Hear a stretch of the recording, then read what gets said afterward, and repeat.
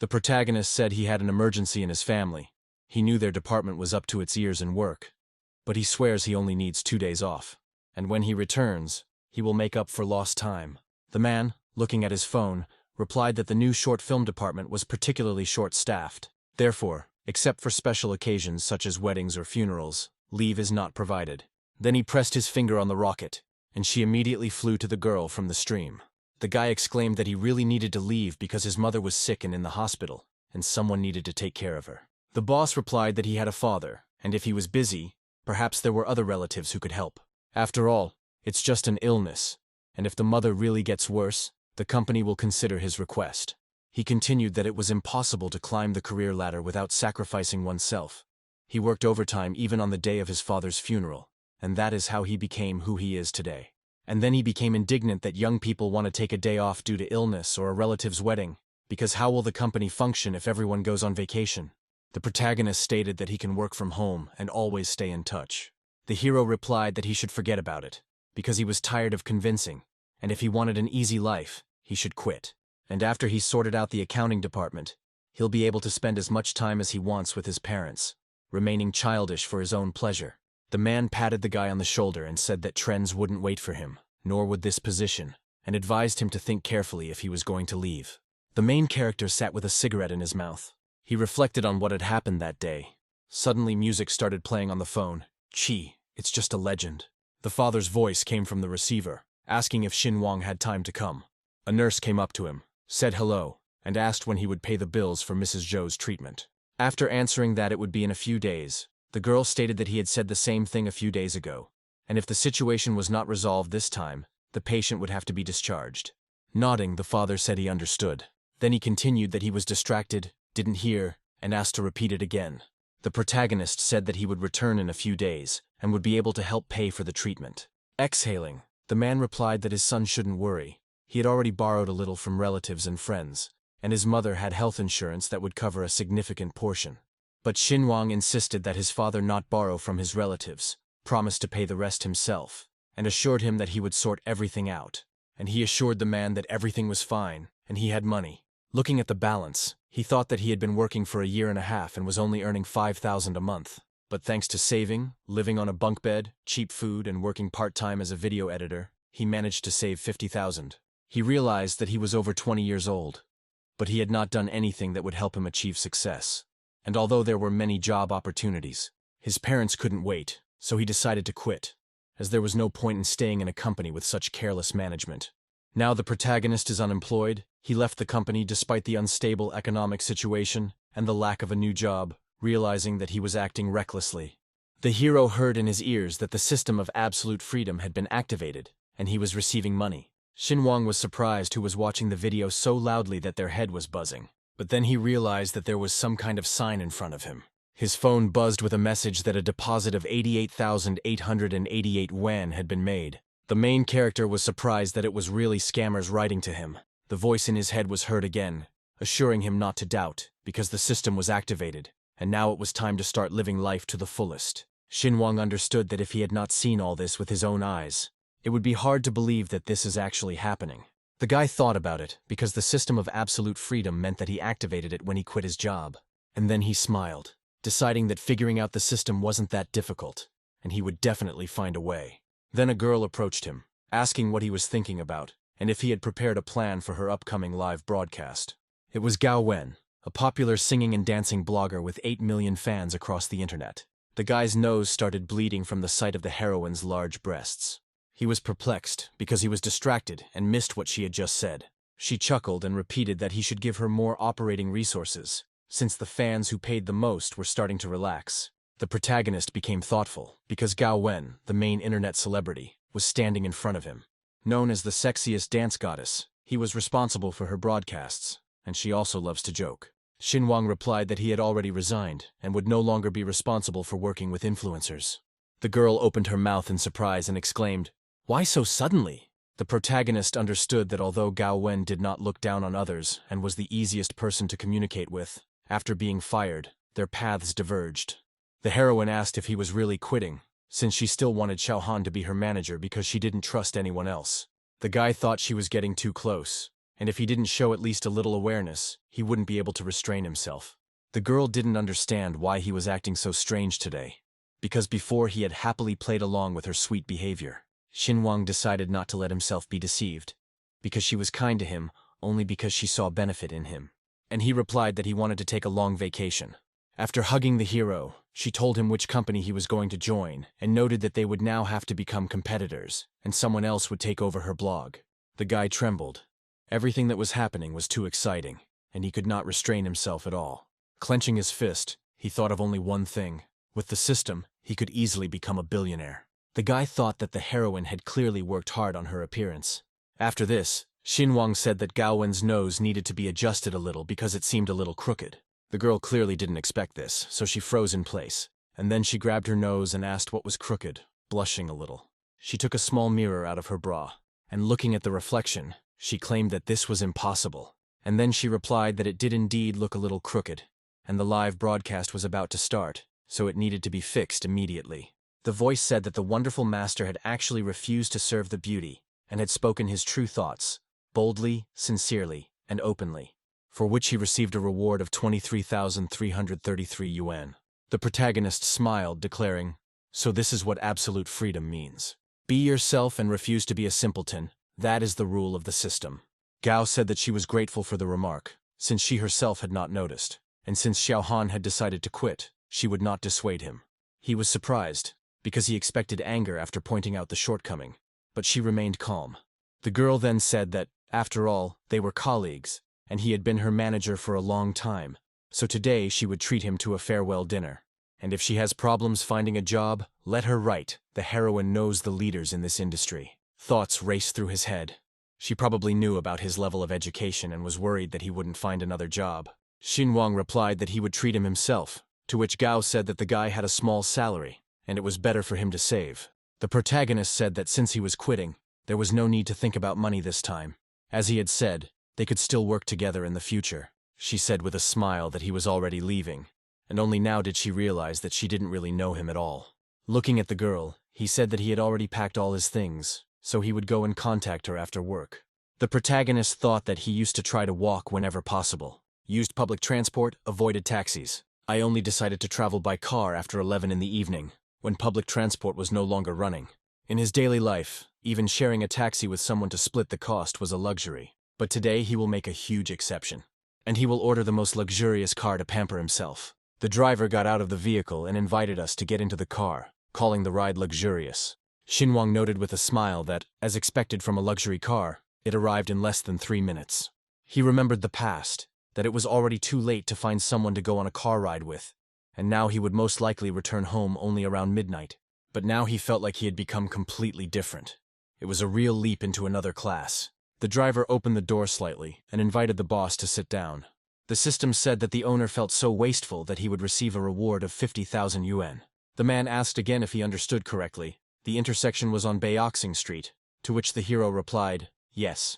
And let the driver stop at Laosi's pancake house. The driver stepped on the gas, saying that he understood. The main character smiled contentedly. After all, luxury and pleasure are so good. A drift car parked near a pancake house. The door opened slightly and the guy started to come out. He straightened up, looking straight at the counter. The woman, smiling, asked if he wanted the usual pancake without eggs and sausages. To this Xinguang replied briefly and decisively, "No, add 2 eggs." He also added that he wanted 2 sausages made of pure meat, not starch. The protagonist understood that when his monthly salary was 5,000, he paid 800 for rent, and could not spend more than 20 yuan a day on food. But he was smiling, because he had added not only 2 eggs, but also 2 sausages made of pure meat, and this even made him envious of himself. Everyone around was discussing how he added 2 eggs and sausages made from pure meat. Some were delighted, while others claimed that sausages with starch were tastier. The voice declared that the owner had added not only eggs, but also sausages to the pancake, calling it a huge leap in living standards and issuing a reward of 20,000 yuan. Xinguang rejoiced, calling the day wonderful and enjoying a hearty snack. And he promised that next time he would add 5 eggs. The hero recalled that when he was a student, he had no money at all for entertainment. And when I started working, I began to lack not only money, but also time. How do you expect ordinary people to have fun? A thought flashed through Xinguang's mind. How could he have forgotten? He has a ton of money, so he can go shopping at the mall. I also need to take Gowwen out to dinner today. And I noted that, by the way, I heard that expensive restaurants sometimes have a strict dress code, and the main character's current outfit is no good. So it's time to go shopping. The guy stopped at the Louis Vuitton sign. Then he realized that all big shopping malls were like this. There's an orange scent everywhere. Brand names are in English, and nothing is clear. And how is that possible? The hero wondered. After all, it's such a super huge shopping center. And there is no Adidas store.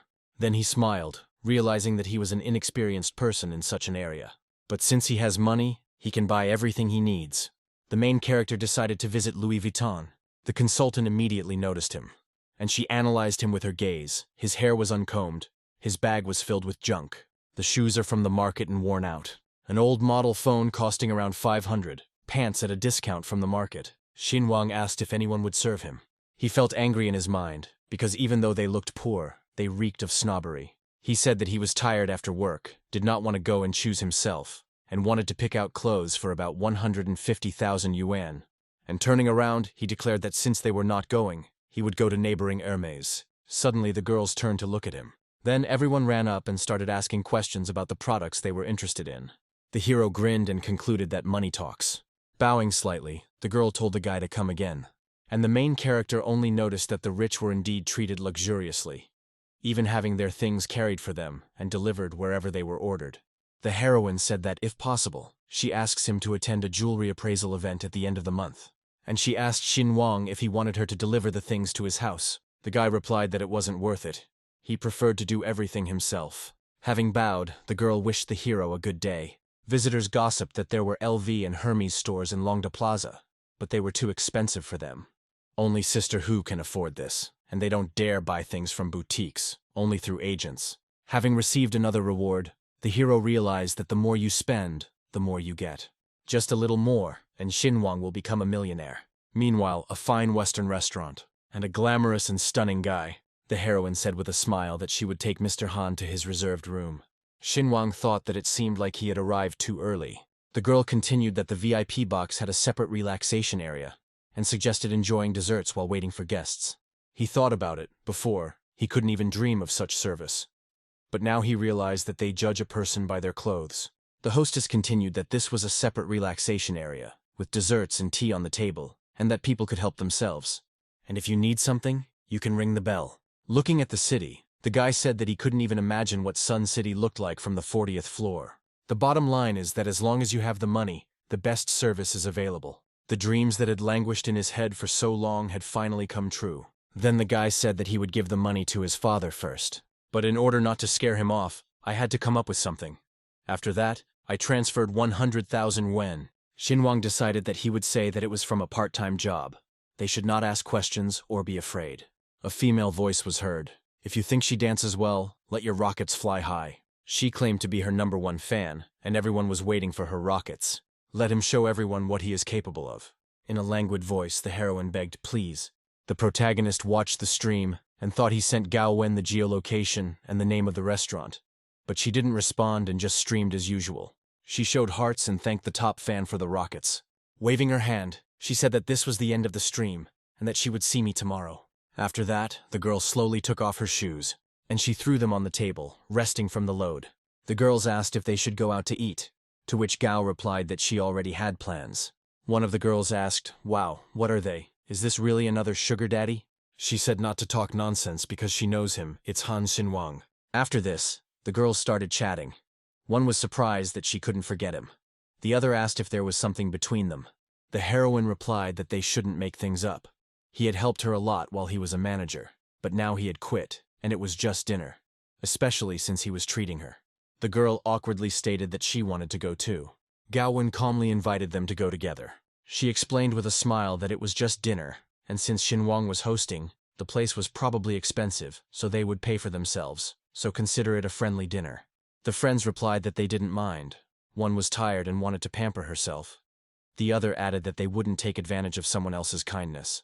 One of the heroines thought he had an exhausted face. Xinwang ate jianbing without an egg. What kind of restaurant can he even afford? Stretching, the girl said that she still needed to wash off her makeup and that they would meet in the parking lot. And so, they were already going down in the elevator. The heroine pressed the button on the car keys, and she said that it was good that she could take the car today. One of her friends said that advertising has been tough lately, and she doesn't know when she'll be able to afford a car like Gowwen's sister. And after the offer to host a dance stream, she exclaimed that it was too tiring. She couldn't dance from morning until night.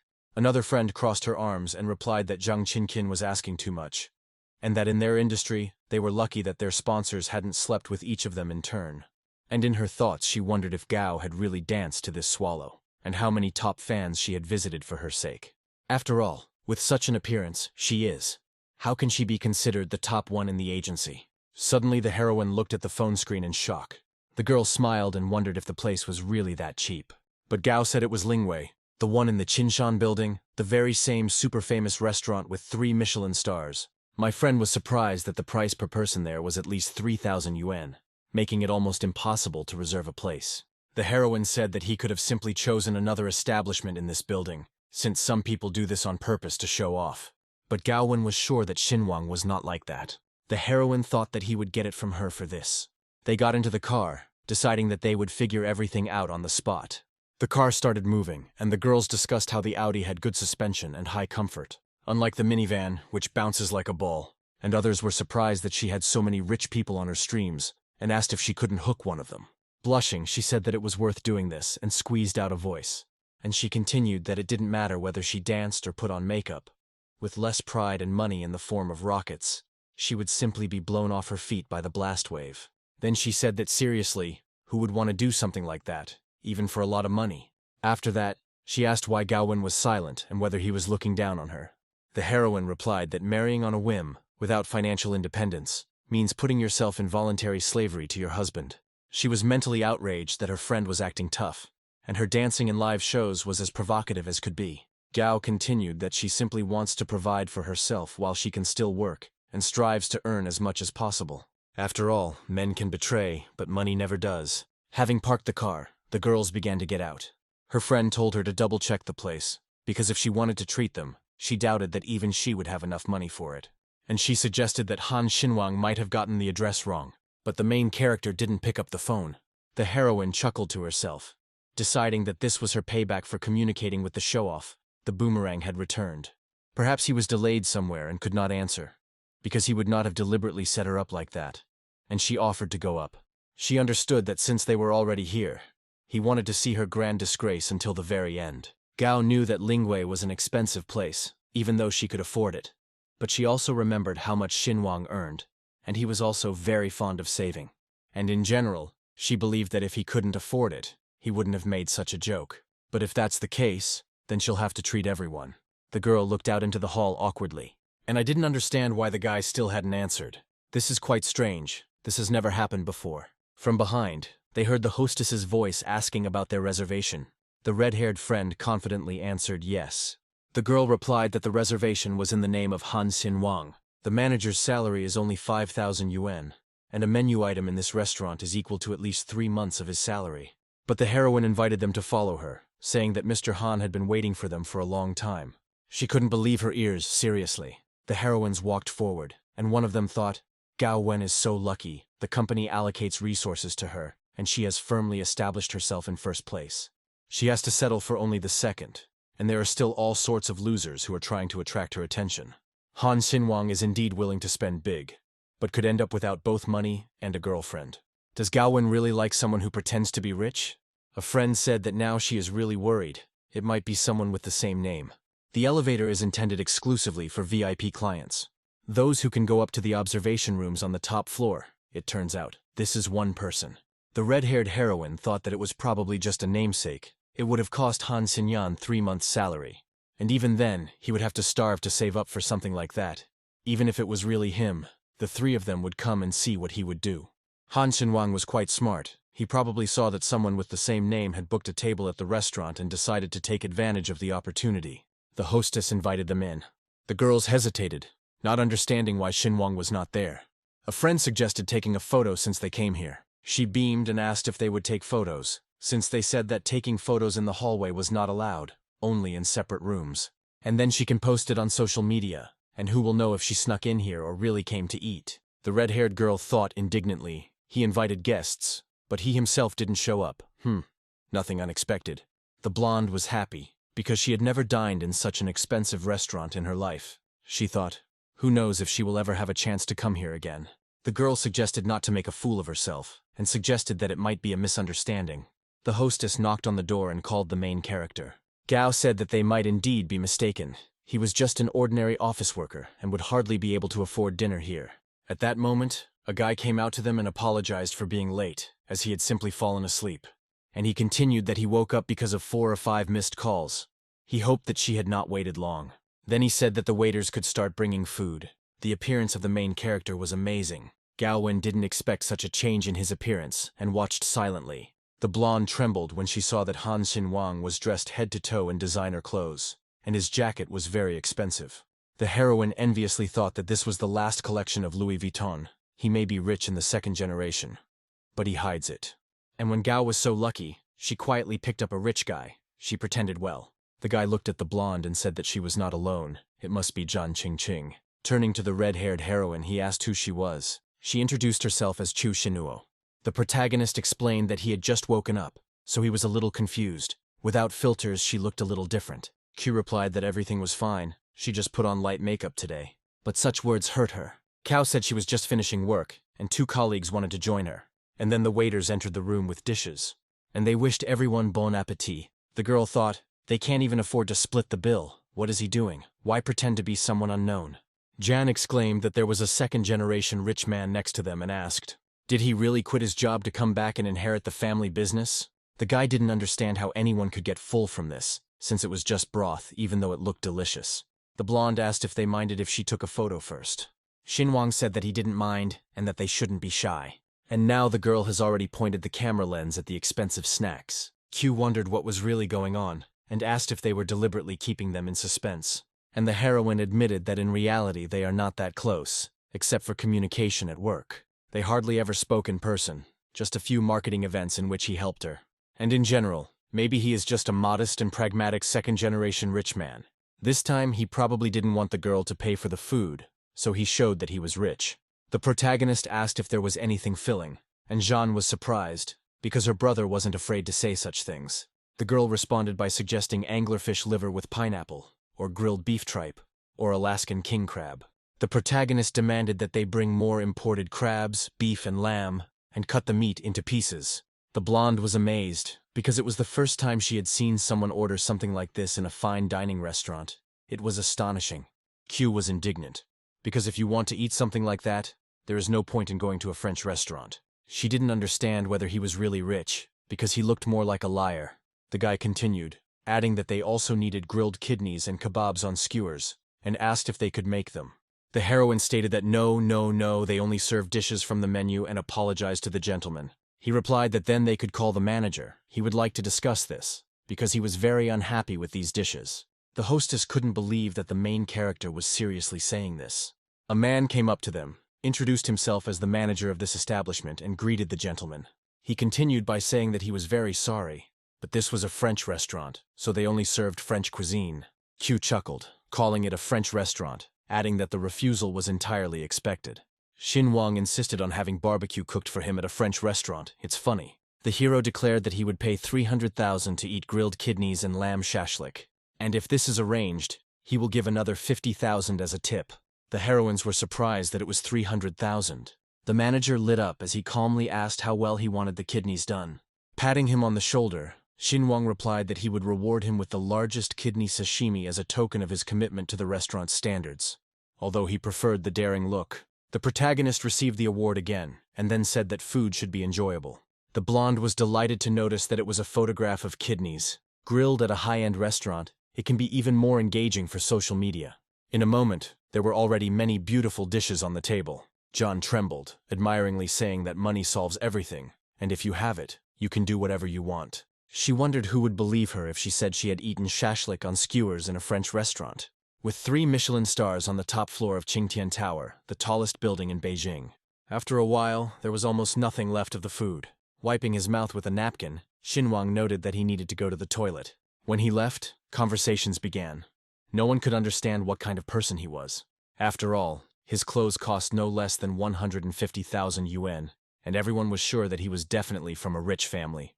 The blonde said that, as they say, rich people like to taste life. Kyo asked Gao if she wasn't touched and if she didn't like Shinwang. John chuckled, admitting that her heart was practically jumping at the thought of such a rich guy courting her.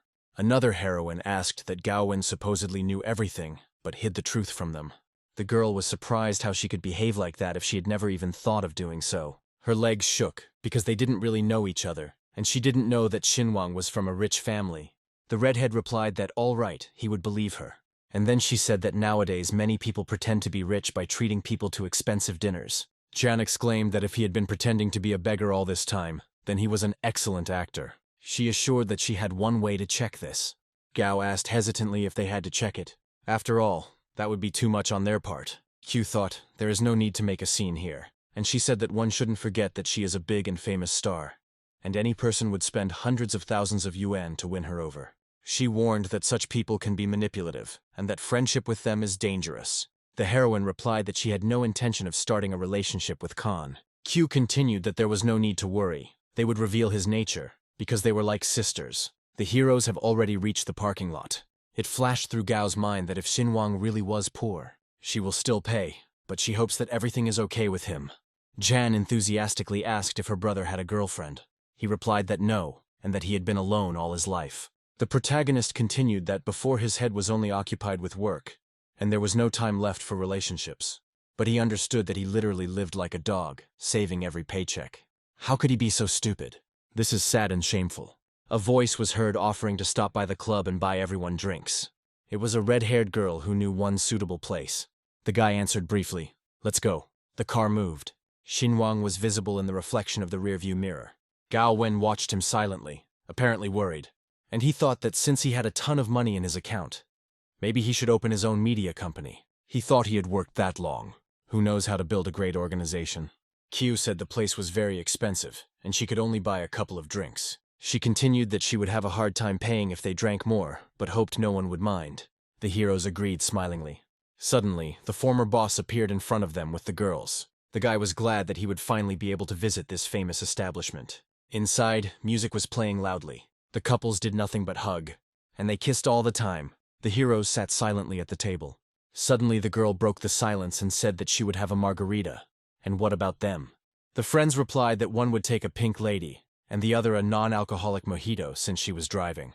Noticing that the main character was silent, she thought that he seemed to be pretending to be rich and did not know what to order. The girl repeated the question, "What would it be?"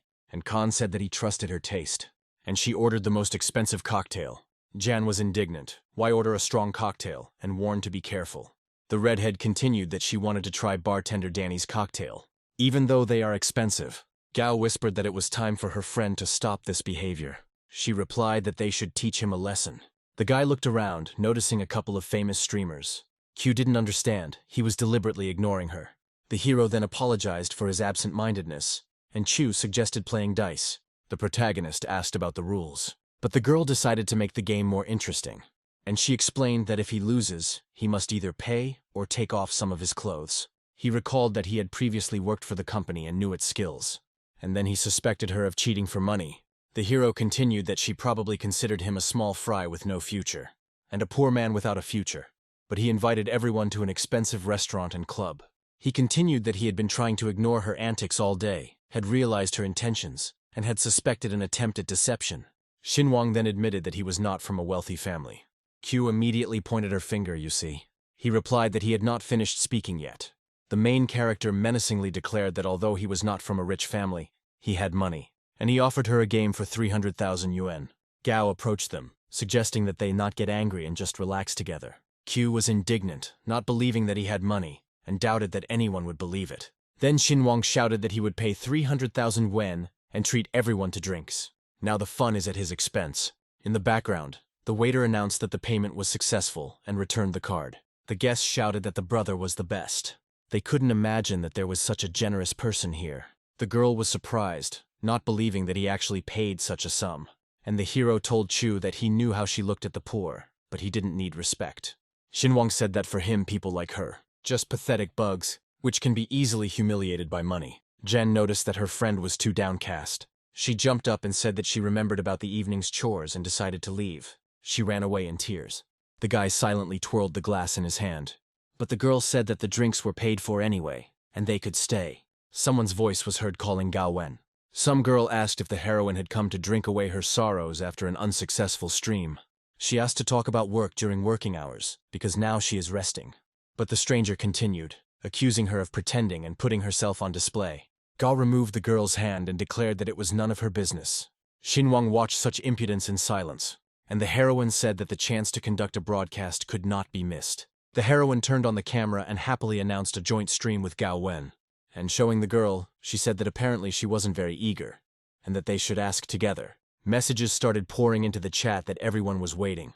The pink-haired girl thought that with such an advantage as a rich man, she would definitely overtake Gowwen, so it's worth waiting for her to call. The heroine said that she needed to answer. A voice came on the line, urging Gowwen to start broadcasting immediately so as not to miss out on a wave of subscribers. And the voice added that the space on the main page had already been paid for, so the stream was mandatory. The streamer said that Gao would not hide because she loves her fans. Then she asked if the girl was afraid. But she replied that no, and it was time to start. The blonde said, "Wow, so many rockets from subscribers. Only they are not for a friend," Gowwen loses. The stranger was happy, because everything was for her. And in another heroine's chat they wrote that the live performances were weak. They feel sorry for her, because the girl is streaming against her will. Xinhuang silently read the comments that Gao would definitely lose. And I thought, they decided to play dirty then. And then the rocket flew. Big Brother sent a rocket to the girl. She thanked her brother. And then for all subsequent missiles. The missiles continued to fly. And the pink-haired girl wondered if she really had other top donors. She didn't understand why they were wasting money. And she didn't understand why Gao was so feigning surprise. The guy asked if there was any point in continuing further. The blonde exclaimed, "It can't be. My friend isn't dancing anymore, and the rich man is donating." Maybe the child took the phone and clicked by mistake. The girl asked to take a breath. Another rich man decided to increase the number of missiles and send them all to Shuya. And so, rockets also flew at the stranger. The heroine thought, well, finally. And she thanked all her donors. And her best donor wanted her to send the video in private messages, so why not? And now he definitely won't miss the chance to become the hero of this stream.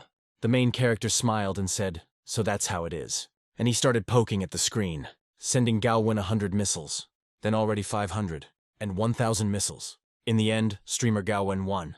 The opponent was in complete shock. How could someone send 1,000 missiles to this girl? Gao bowed and thanked her big brother. But to earn that kind of money, it takes hard work, so it's not worth wasting it on her. The pink-haired girl was angry at how Gao took all the glory for herself. Tens of millions of yuan were spent on donations, and the stream had millions of viewers. Even the platform's top streamers can't dream of such figures. The protagonist encouraged Miss Shui, saying that she had done well and could surpass Gowwen. The blonde understood that his words could seriously anger the streamer. The heroine watched silently. How the heroes walked away. As they walked out, Zhan said that Lu Shui's face turned white as chalk. And now she's probably cursing herself for the plan's failure. She also learned that Han was super rich, and Gowwen had become the biggest donor on the platform. "Isn't the heroine happy about this?" her friend asked. She replied that she felt unworthy of it. A friend cheered her up by suggesting that he was a donator. He's probably a great guy to get to know better. And now the blonde will send him a message in private. A notification was heard from behind. It came from Khan. John exclaimed that it was the sound from a streaming app. After all, she had just sent a message, and immediately a new one arrived. The main character replied that it was just a coincidence and that one shouldn't look at it that way. And despite being fired, he still receives messages from work, so there's no point in imagining things too much. Cao said that now he has spent 1 million, and what will happen next? He will spend 1 billion. Xinhuang replied that although he had some money, he did not earn 1 million in a second. John said that big brother had Wang in his nickname, and it's not good to lie if it really was him. Suddenly, someone's voice called out to Gowwen. A drunk boss appeared at the door, saying he had been watching the stream. I recognized the club from the background and went out to get some air, meeting her just in time. And then he saw Han, who was nearby, and laughed. Was it really Gao who invited him? She replied that she actually relied on Xinhuang, since he had invited her to dinner and treated everyone to drinks. The man said she must be joking, and he asked if she had fallen for this poor guy and was now trying to cover for him. And then he said that he knew the truth, that a mysterious stranger was paying for the drinks. And he doesn't believe it was Xinhuang. Jen ran forward, exclaiming that it really was him. The boss was indignant, who allowed her to open her mouth. A couple of fans appeared, and that's it. I became bold. But even these fans are not real. He continued that the company had invested a lot of effort and money into it to gain subscribers. The company considered her a loss-making asset and advised her to study with Gowwen, whose evening dance brought in millions. And if Jean is already streaming, then let him at least take off his clothes while putting on makeup. There's no need to act like a prude. The boss continued, reminding Gowwen that she seemed to say that she didn't want to be a dancing streamer anymore. He promised promotion and TV appearances if she accepted his offer. But for this, you only need one night with him. Suddenly someone stopped the man's hand. It was Xinguang who demanded respect. The boss pulled his hand back and said, "Listen, you poor bastard." He asked what the hero could give her, money or clothes. After all, he wears counterfeit brands himself. Xinguang told the boss to get lost from here. Gowwen said that if manager he harasses her again, she will terminate her contract with the company. He chuckled that she had to work for another year. The girl replied that she had earned several million today alone, and she has personal savings, so she will definitely be able to pay the fine. The man burst out laughing because even if she pays the fine, the company won't let her go anywhere. Who in their right mind would give away a cash cow? Besides, just one word from his boss, and she will be on everyone's blacklists. Standing in front of Gao, Han stated that since the girl could not leave, the main character is ready to buy the Meow Media Company, and then it won't be her who has to quit, namely to this man. He chuckled and said, "Wow, well that's impressive. He'll wait for that broke bastard to buy the company." And he spat and said that he had driven me crazy. Damn idiot, decided to show off in front of others. Suddenly Jean began to tremble with tension, and unable to hold back her tears, she asked if they were really not real. Gao turned to the girl and asked what. Jan screamed, not believing that all of her donors and the fans were fake and hired by the company. Taking her friend's hand, the girl said that many people enjoy watching her makeup on stream, and he Shui is deliberately putting pressure on you to manipulate you, and it's best not to react to him. Stroking Jean, she told her not to be upset by the words of this vile scumbag. The main character just silently watched what was happening. Gowwen then turned to Han Xinguang and thanked him for standing up for her, and she thanked her trembling friend for helping her find out the truth about Shuya. She burst into tears, realizing that without her friend, she would not have known how they were all looked down upon. Then the friend started stomping and shouting obscene phrases. The heroine said that she was grateful, but asked him not to do that again, because she and Mr. He were colleagues. The main character said with a smile that he didn't really like him anyway, and here was a chance to express everything. The girl extended her hand and said she didn't know if they would ever get together again, but she believes in Khan's great future and asks him to take care of himself. After shaking her hand, he told Gowwen to take care of herself too. The car's headlights lit up. The protagonist realized he had gotten so carried away launching rockets on stream that I missed the notification. 1, 10, 100, 1000. The guy laughed with joy because now he had become a real millionaire. Xinguang decided to fly by plane to get home faster. Looking at the prices, he was indignant that he had previously ridden the express train for only 300 wen. But after exhaling, he said that he would have to fork out some money. The system congratulated him by sending a reward for choosing the most expensive option. The main character has already arrived at the dorm room. Very soon morning came. Xinguang was sleeping soundly when, suddenly, they started knocking loudly on the door, saying it was time to pay the rent. Barely waking up, he thought that she had started whining again a week before payment. Although the time has not come yet, the shouts continued, demanding that Han Xinguang come out and pay the rent. The hero barely forced himself to get up. It was only 6 in the morning. He shouted, "At home, but let the people sleep longer." He left the room, and the woman immediately declared that young people today are completely lazy, and they are incapable of showing even a drop of responsibility. The guy squeaked the QR code on the woman's badge, and he stated that it had been paid for a year in advance. I received a notification that 10,000 yuan had been received. She didn't understand where the poor boy suddenly got money from, and also to pay the rent for a year in advance. The heroine noticed that Han would overpay by 400 yuan. Yawning, he said that they should consider it payment for the service and not bother him for a whole year. The door slammed right in front of the heroine's nose, and she remained standing silently. Falling onto the bed, he thought that the plane was only at 10. "And you can sleep some more." The neighbor asked if his brother had won the jackpot. Paying a year's rent in advance was already great, but he also added half a month's rent to her. Suddenly, a voice in his head said that the gentleman's coolness had reached new heights, and he deserved a villa in Swan Bay. The main character grabbed the phone abruptly and looked at the screen. And now he has not only a room, but also an entire villa. The neighbor simply watched the hero in silence. Xinguang quickly got dressed, and he began to descend from the second tier of the bed.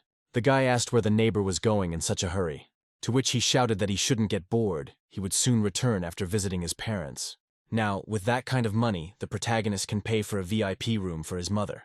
The parents discussed how Han was agitated and transferred 100,000 yuan to his mother, and they were worried that he might have done something illegal to get her treatment.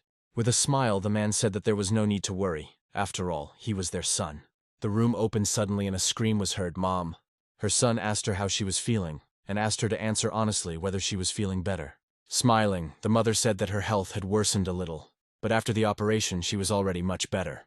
The father asked whether his son would have problems at work because of his sudden leave, to which the main character replied that he quit. The parents exclaimed, "How is this possible?" And then the parents supported their son, saying that now he had a reason to rest because he had lost so much weight. The guy was pleased to know that no matter what, he was supported. The protagonist asked if Dad had managed to pay the medical bills. Patting his son on the shoulder, he said that he had managed to borrow some money and would return the 100,000 to Xinhuang. He said that let the money stay with the father, and now they could repay the debt. The man hesitated when he said that he borrowed them from relatives. The main character was indignant, probably at his aunt and uncles. The Khan exclaimed that he would return their money immediately. His father held him back, saying that he and his mother would pay him back. Covering her face with her hands, Mom burst into tears, saying that it is all her fault. Her son works so hard and her son stopped her, saying that not everything was so bad, and the work isn't that hard, honestly. But he will still go to his uncle. He doesn't want to feel obligated to anyone. The driver was standing near the hospital. Xinhuang said he needed to go to Hutong Street 32. The car moved, bouncing on the bumps. The main character was outraged by such roads. Sitting in the trailer, he recalled that the roads had been promised to be completed within 2 years. The driver said that the contractor removed the asphalt, promised to level the ground, but disappeared. Xinhuang was outraged. Where does the law even look? He thought that without his parents, he could have remained a beggar in the wilderness. But thanks to them, he received an education. The main character paid the man, and looking at the house, he thought that his relatives lived in a mansion, almost a mansion, with more than 100 square meters, while his family was languishing in a shack 10 times smaller. Clenching his fists, he thought, what if his grandfather's inheritance had gone to their family? They would live in a mansion. And now I have to beg my relatives to lend me a measly 50,000 yuan for treatment. Opening the door, a girl appeared on the threshold and asked who was there. The heroes were surprised at each other. Then Xinhuang asked Wang Ju what she was doing in his uncle's house. They looked at each other. Chu, hesitating, began to speak. Having hugged the heroine, the guy said that it would be better for his future wife to be in his house. He thought about it, that's it. Turning around, the main character asked if his uncle was home. Ju wondered why Xinhuang was so cold towards her. Having spanked the girl on the butt, the guy asked her what she was staring at, to which she replied that Xinhuang looked like a complete nobody. He doesn't have a single brand of clothes, even though he lives in a big city. In their hinterland, it's much better. At least they can afford brands. The main character entered the house where they were playing cards. The uncle stated that his nephew works in the city and has become a real city dweller. One of the players replied that you can get ahead in big cities and he must be making good money there. The guy behind me sarcastically remarked that in the city they work for 5,000, but in the village they pay 3. And he continued, asking how much of this money they managed to put aside and whether there is more left over than grandma has after paying the rent. Xinhuang said that he didn't come here to chat, but to repay a debt. The man replied that there was no need to rush into repayment due to the difficult family situation, but he would still charge interest. To which the hero replied that he shouldn't worry. The uncle stated that they both understood that he lived in a big city, tried to save money and help his family. Then the man said that since he insisted, he would not dissuade him, and that it would be fine to return it in parts. And he asked Takai to give him the red book. Handing over the book, he said that he couldn't watch him go out of his way to pay off his debts. Well, family is more important than money. They are a family after all, and there is no point in arguing. A few minutes later, Khan said he had transferred the debt with interest. Uncle picked up the phone, and he turned pale because he transferred the amount. With his mouth open, he asked, not understanding where from. Turning around, Xinhuang asked what he meant by where from. He works in a big city. Takai chuckled, certain that Xinhuang had spent all the money on a rainy day to pay off the debt. Chu said that she would go with him to clear everything up. Catching up with the guy, she said that they would soon become relatives, and there was no point in holding on to old feelings. She knows that Xinhuang has always liked her.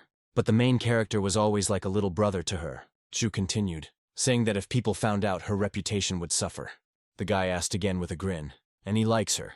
Let him better look at himself in the mirror, he continued, reminding her that she used to be simple. And now she decided to wear something revealing and pick up a rich guy. He noted with regret that before she didn't care who was rich and who was poor, but now it didn't matter anymore. She replied that he was angry because she refused to become his girlfriend, but grievances should be left in the past. He turned around and rolled his eyes, saying that Shu is crazy. The heroine screamed that Khan had achieved nothing. His life is a joke, and his education is useless. She continued by stating that she was dating for the money and living in luxury thanks to her wealth. She reminded that her mother's treatment could cost tens of thousands, and that his character was difficult to live with. Xinguang briefly asked the girl if she had said everything. Smiling, the hero said that no one cared about her and her new husband. Angrily, Chu began poking at the guy, not knowing what to say. The main character stated that although he is not rich, he is hardworking, respects his parents and treats people with dignity. And he asked me not to throw my tantrums. A voice in my head said that the gentleman's house was slated for demolition. But what does this mean, slated for demolition? Holding Chu's hand, he said that people like her and her husband should be locked up or in prison. The main character said goodbye and left. At that moment, a car drove quickly in front of him. Then she braked, but Xinguang was already covered in mud. It turned out that Dakai was driving and hurrying to work, did not notice him, and apologized. He then continued that he works as a contractor for the city's renewal department. And he laughed, offering to carry bricks if work was needed. The hero thought that it was not surprising to see such a road. Then he will do all the locals a tiny favor. Building of the branch of the urban renewal department. The man thanked Khan for his visit. Waving his hand, the guy replied that he was glad to see him. As a reward, Xinguang received 100 books, and he answered how many. The voice hesitated, saying that the system had made the decision automatically based on the behavior. The protagonist calmed him down and said that he was not accusing him of anything. Looking up at the sky, he said that the system was giving out increasingly strange rewards. The boy was peeling apples for his mother. A few minutes later, the doctor came in, reported the successful operation and ordered us to pack our things. Xinguang jumped up, indignantly reminding that his mother had just had surgery yesterday and was still recovering. To which the man replied that he was mistaken, and wanted to say that she had already been discharged. And nurses should help the patient pack her things. The main character froze. The doctor shouted, "Didn't you hear? Your mother is healthy. They have other patients." Xinguang threw the knife on the nightstand. The hero shouted at him to put the knife down immediately, otherwise he would call security. Mom wanted to leave, but the guy replied that she needed recovery. Smiling, the man said that even she agreed. He ordered that all things be collected so that new patients would not think that poor people had been treated here. Clenching his hand into a fist, the hero told his mother to peel the apple herself, and he would call his father and take care of business. The woman replied that he should not quarrel with the doctors, because they were ordinary people, and could do nothing to oppose them. Turning around, the son replied that everything would be fine. In the doctor's office, he had already said that friends could come to the ward. He also reminded that even a simple foot sprain will require at least 3 months of treatment. The guy said that Dr. Li was amazing. The man said that Han Xinhan, a worthless man, only paid for the treatment thanks to their family. He smiled, thanked her for contacting him and promised dinner as a token of his gratitude. And then he thought he would see how Han Xinguang would cope with the difficulties on his territory. The hero was happy because his affairs were going well. The guy was eavesdropping all this time, and I realized that it was all because of a bribe. There was a knock at the hospital director's office. The man asked who had come to see him, to which the main character replied that he was an ordinary patient at their hospital. The director explained that he was not accepting patients and advised me to see a doctor. Sitting down on the sofa, he said he would like to discuss donating an additional building to the hospital. The director replied that if they had nothing better to do, they should go to the consultation window. And then, surprised, he asked again what he had said. The hero generally knows the cost of the building, and I thought that the guy looked like a poor man. Xinguang replied that of course he knew, but he thought that for him it was a drop in the ocean.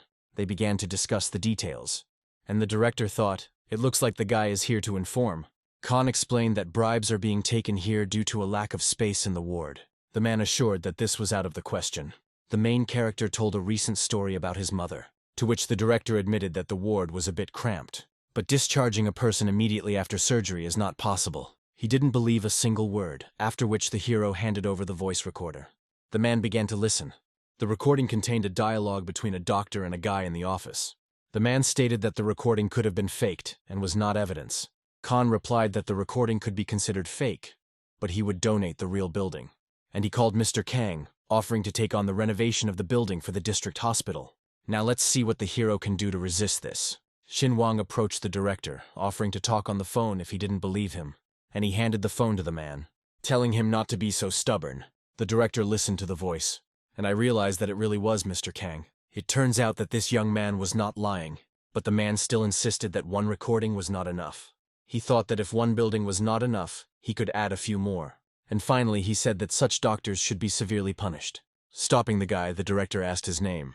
The protagonist replied that his name did not matter. But if that's what he needs, that may call the guy a messenger of justice. A few minutes later, the man made a call, and he sternly demanded that he be immediately provided with the latest lists of patients discharged after surgery. The doctor was informed that Director Lee was waiting. The man suddenly fell to his knees, begging not to be fired.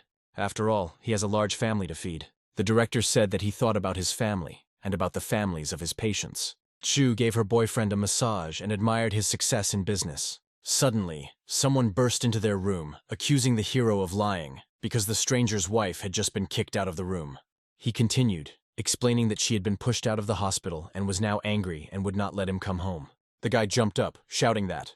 Taking the phone, he started babbling that everything had been mixed up, and that he would call now and find out everything. He started calling, but there were only long beeps, and then a voice said that the dialed number was unavailable. The mother asked her son if maybe it wasn't worth hiring a nurse and buying all the equipment.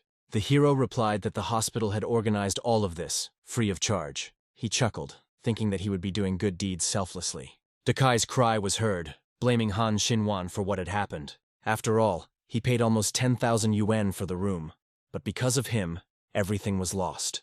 The woman became angry and asked what he was talking about. The main character said that he spent more than 10,000, but his mother was still kicked out of the hospital. Dakai denied this, claiming that she should have been discharged after the operation. The son replied that the director had given this order after learning about bribery and corruption in the hospital. The guy said he was demanding compensation, to which he only smirked, shaming him for demanding money from a poor family. Let him not even compare their lives. Then Xinwang started to lead Mom away from this idiot. The hero thought, after all, a beggar can't have connections. Maybe he was just lucky. Then Dakai spat, saying, "Pfft on this poor guy." The protagonist looked after him. Stupid fool, he thought. The woman was worried that the guy would start taking revenge. Xinwang laughed and replied, "I wonder how he would do it." Dakai thought about it, because the guy in the car looked like Kang. Although he shouldn't appear in such a place, the car stopped at the gate of the main character's house. He ran inside, thanking for the help. Xinwang stated that the respected man came to thank ordinary people for their help and politeness. The man thought that Xinwang was hiding his affairs even from his parents, but Kang understood everything in time. The boy decided to move away, telling his mother that he was quick. What kind of person is he? So rich, but he doesn't want to show off in front of everyone. Kang said that everything that was asked to be done by today was already ready. Dakai picked up the phone, greeting Mr. Zhao with a smile. On the line, they told him that he was no longer involved in road repairs. He pressed the brake pedal sharply. The car stopped in the middle of the road. The hero asked how that could happen. Dakai continued, explaining that he had already hired workers and paid them in advance, and now he was suddenly stunned. Jay replied that construction companies now have new rules, and if workers do not meet standards, cooperation is impossible. The phone started to fall out of his hands, and he kept repeating, "No, no, no." The man chuckled. What could he do? He couldn't disobey Mr. Kang. Dakai was carrying a red packet, and he said that he had made arrangements with Mr. Zhao in advance. He takes on the construction and repair of roads, and the other one simply receives interest. What if his profit increases? As he thought, this man was simply not satisfied with the small percentages.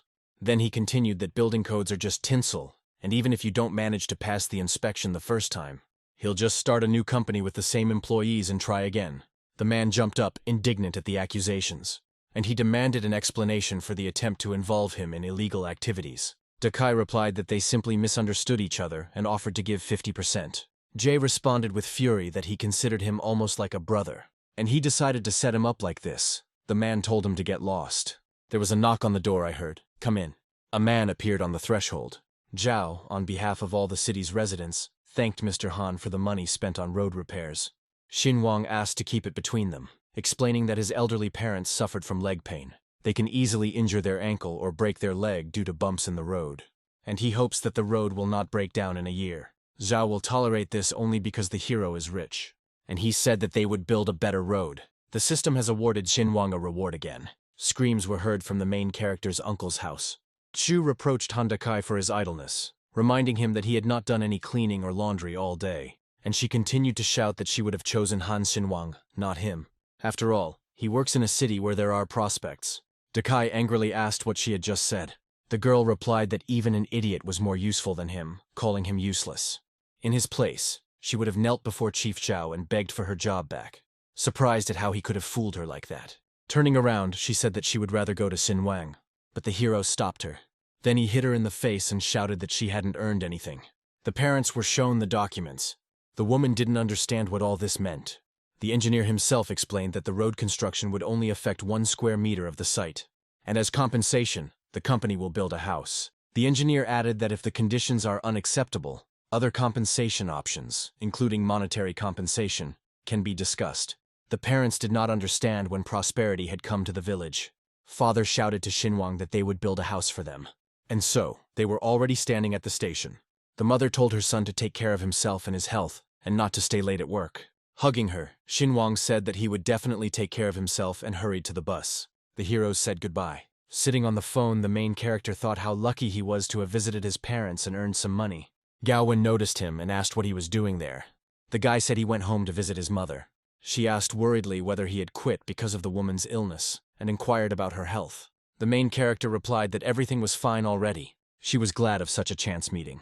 Xinhuang also found this a pleasant coincidence. Suddenly, Gowwen asked him if he had any plans after leaving his job and whether he had applied to a new company. But if suddenly he doesn't want to talk about it, then it's okay. The hero replied that he had no plans to get a job yet, but might even open his own business. In his thoughts, he admitted that he would specifically buy the building opposite his former work. She replied that if necessary, Khan could turn to her for help, adding that she has useful business contacts. She was mentally outraged that He Shui had gone completely crazy, calling her 100 times a day. The voice on the other end of the line said that they had been waiting for her on the live broadcast for half an hour. Let him hand over the tickets and just start the stream. Gowwen replied that the plane was about to take off, and the next flight would be in 10 hours. But He Shui didn't care at all. There's nothing wrong with waiting 10 hours. She was indignant that she had been occupying the first place in the company's ratings for 6 months already, and she earned a lot of money, so she can't be considered a freeloader. The boss reminded her that she shouldn't forget about the contract. The man heard Xinhuang and said that now it was clear why she was uncomfortable. The heroine said that she didn't make anything up. Today I posted photos of round-trip tickets in the work chat. The boss replied that then it would not be difficult for her to prove it on live television. Suddenly, the main character snatched the phone from the girl's hands, and he told the man to name the amount of the fine, and he would pay it. And this conversation was recorded, and Xinhuang can go to court. At that moment, the main character ended the call. The boss was as indignant as he dared. Zhao hesitated, hoping he was joking about the fine. She felt awkward, and wondered if she deserved such support. She said that it would be better to pay for it herself somehow. Xinhuang replied that there was no need to worry or be concerned. After all, he was planning to open his own media company, buy an office opposite his former work and find friends to help. The heroine was surprised that he wanted to create a company just to compete with their firm. The guy told her that he could offer her a job in his company, and they will have a profit of 70 to 30%. Gowwen smiled, saying that he was amazing. The main character thought about increasing the share, but the girl shouted no, because she thought the interest rates were already too high. For such conditions, she should have been offered much less. The hero explained that he wanted to repay the kindness shown, and her help will be invaluable. The guy guaranteed that she would earn so much that the penalty would seem like a trifle. He added that he had paid her salary for several months in advance. Gao thought that Xinhuang was extending a helping hand to her, although it all sounded like she was helping him. The heroine answered, okay. Office area, inside the office of Myo Media Group. The boss said that Gowwen showed up after Xinhuang had managed to pull the wool over her eyes, while they were tumbling around in bed. He said that if she believed Xinhuang and brought him into the company, then she has no brains. The protagonist demanded that they stop talking nonsense, call lawyers, and free Gowwen from the slave contract. Rising from his chair, he asked if Khan understood how much it would cost to pay the penalty.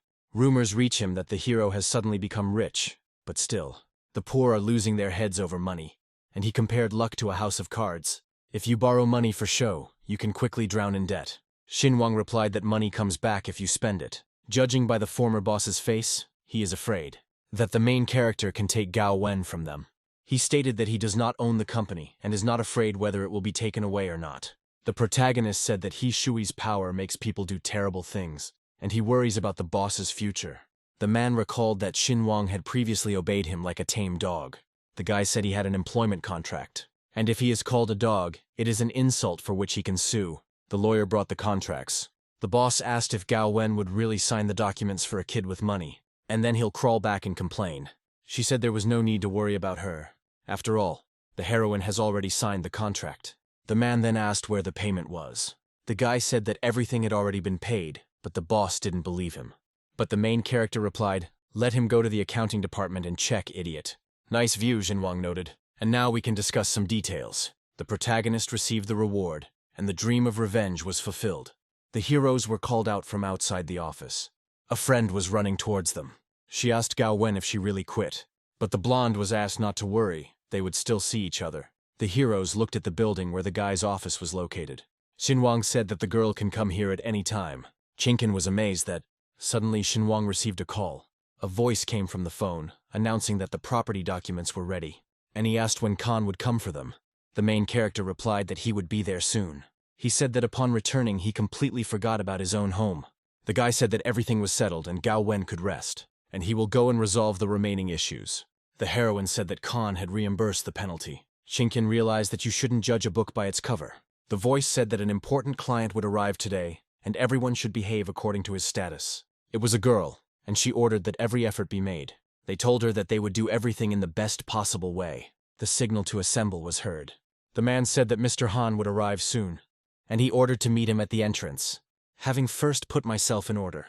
This is their honored client, so they cannot be neglected. The girl asked if there was a photo of the client, so as not to confuse him with someone else.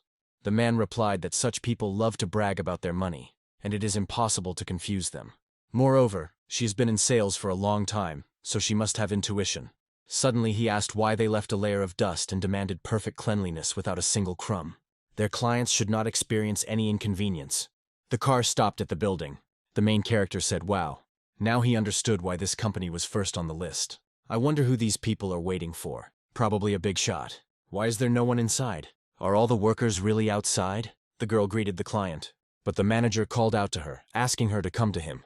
Irene should not accept any clients, but wait for Han. He was angry that they were running out of time. The girl was outraged that they didn't put up a sign saying they were closed.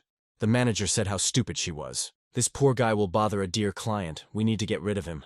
Suddenly the man said that if you are not going to buy, there is no point in distracting the workers and staring. He called Irene to clean up the dust and see the client out, to avoid getting a reprimand from the director. Xinguang asked why he should leave if he hadn't seen anything. The manager was indignant that he didn't even have 100 yuan in his pocket, but he was standing there and disgracing himself. The protagonist was outraged that managers looked down on ordinary customers and inflated prices. Suddenly he received a call asking if the gentleman had arrived at the office, and if you have any questions, you can address them to the manager. The man was surprised. The voice seemed very familiar. The guy replied that he had been called a loser, so he was canceling the deal and would buy the mansion from another company. The girl asked me to wait. She would come right away. She thought there was a misunderstanding, and she promised to twist the manager's head off. The heroine immediately said, "Let's go to the sales office." She didn't understand what this impudent manager was doing.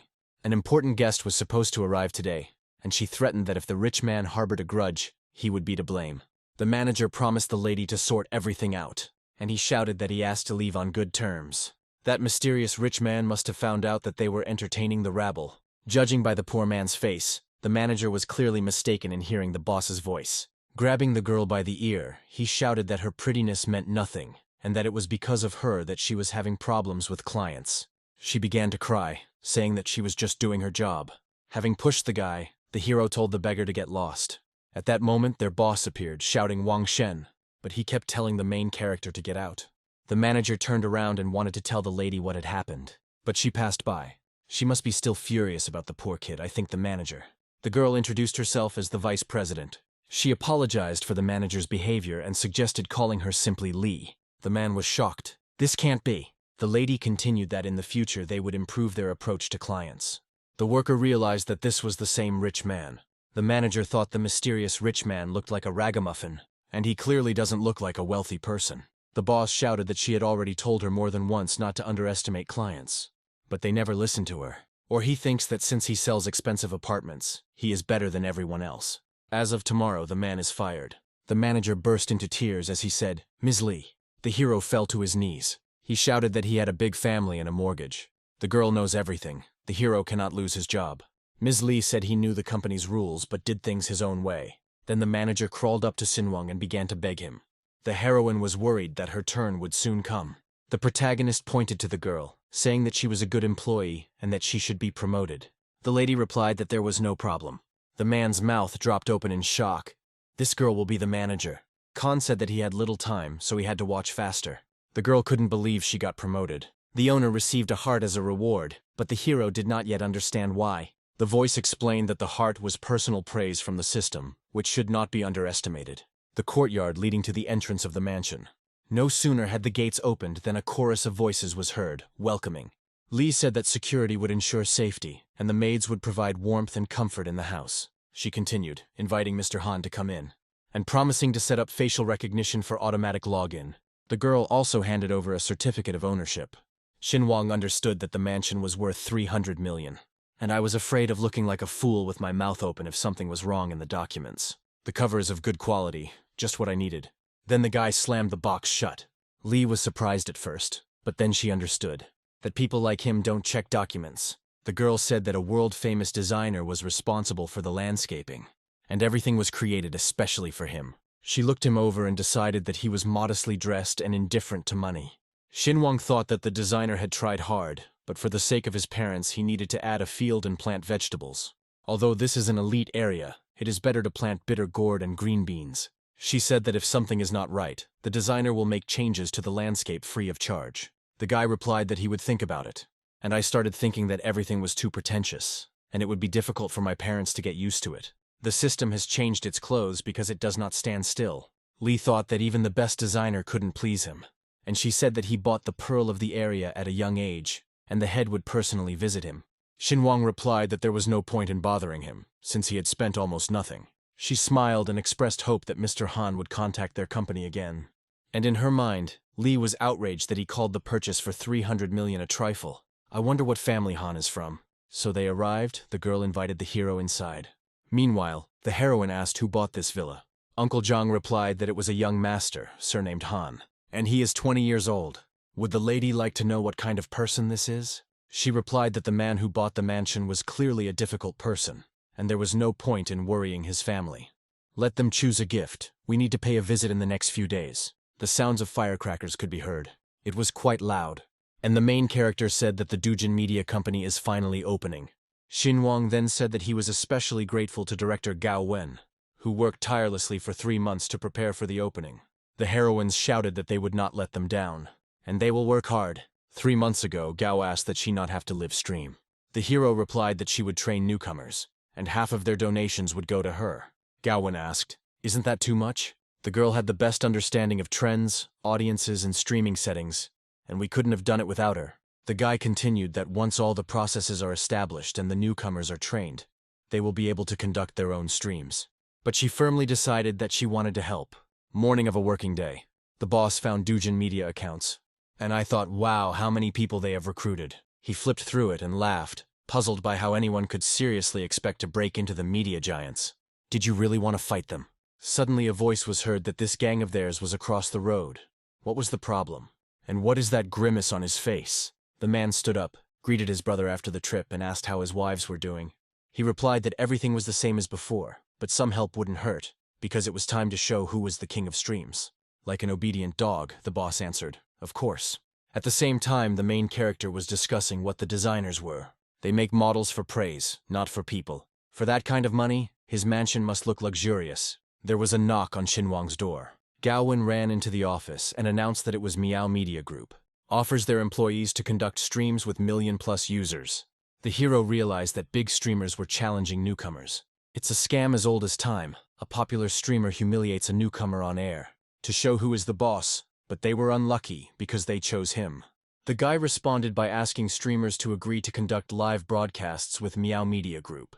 Gowwen asked if the protagonist was going to donate to newcomers. He grinned, asking if he had really been caught. The heroine wondered if those generous donations during the stream were really sent by Han Xinhuang. The guy explained that money means nothing if it can't be spent wisely. But when invested in the right cause, they acquire meaning. The girl didn't understand, because spending such sums in vain was unacceptable. The hero explained that this is an investment, and then competitors will start to turn to newcomers and ask about victory. Xinhuang then said that the girl lacked confidence, since she had taught herself how to present content. She shouldn't worry, the hero knows his limits.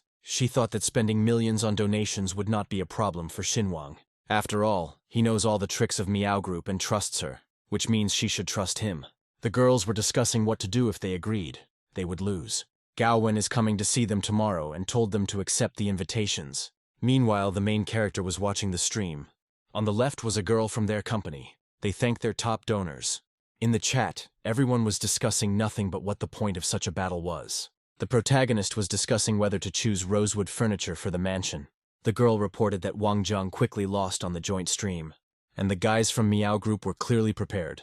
They have already prepared everything for an unexpected answer. So when they start. But Xinguang replied that it was still worth waiting. Let the competitors relax and revel in their victory. But he added that fighting spirit is important, because even in defeat one must not lose heart.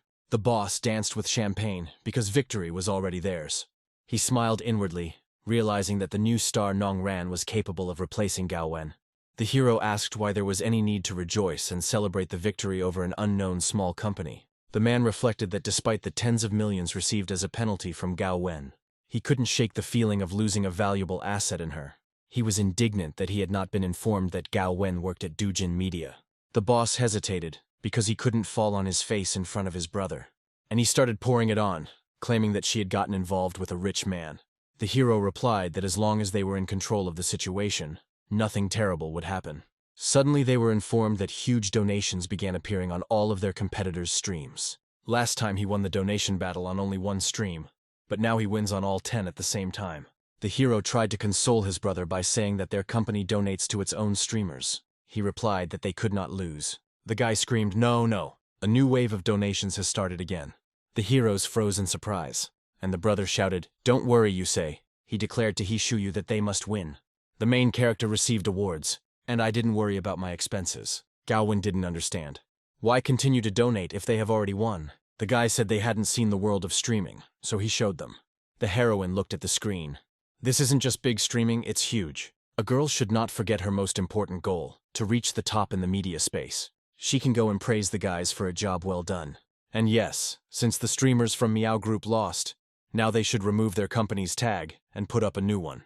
Looking at the tablet, the main character thought, this is the room of his dreams. Some kind of purple tree, French style. Who cares? That's exactly what we need. I wonder how much the system gave him for donations. 1 billion, the more he spends, the more he gets. There was a commotion in the office of a major media outlet. The employees wanted to get information about the new media company. At the meeting, their overnight success was also discussed. The streamers thanked all the donators, and they were glad that the stream was finally over.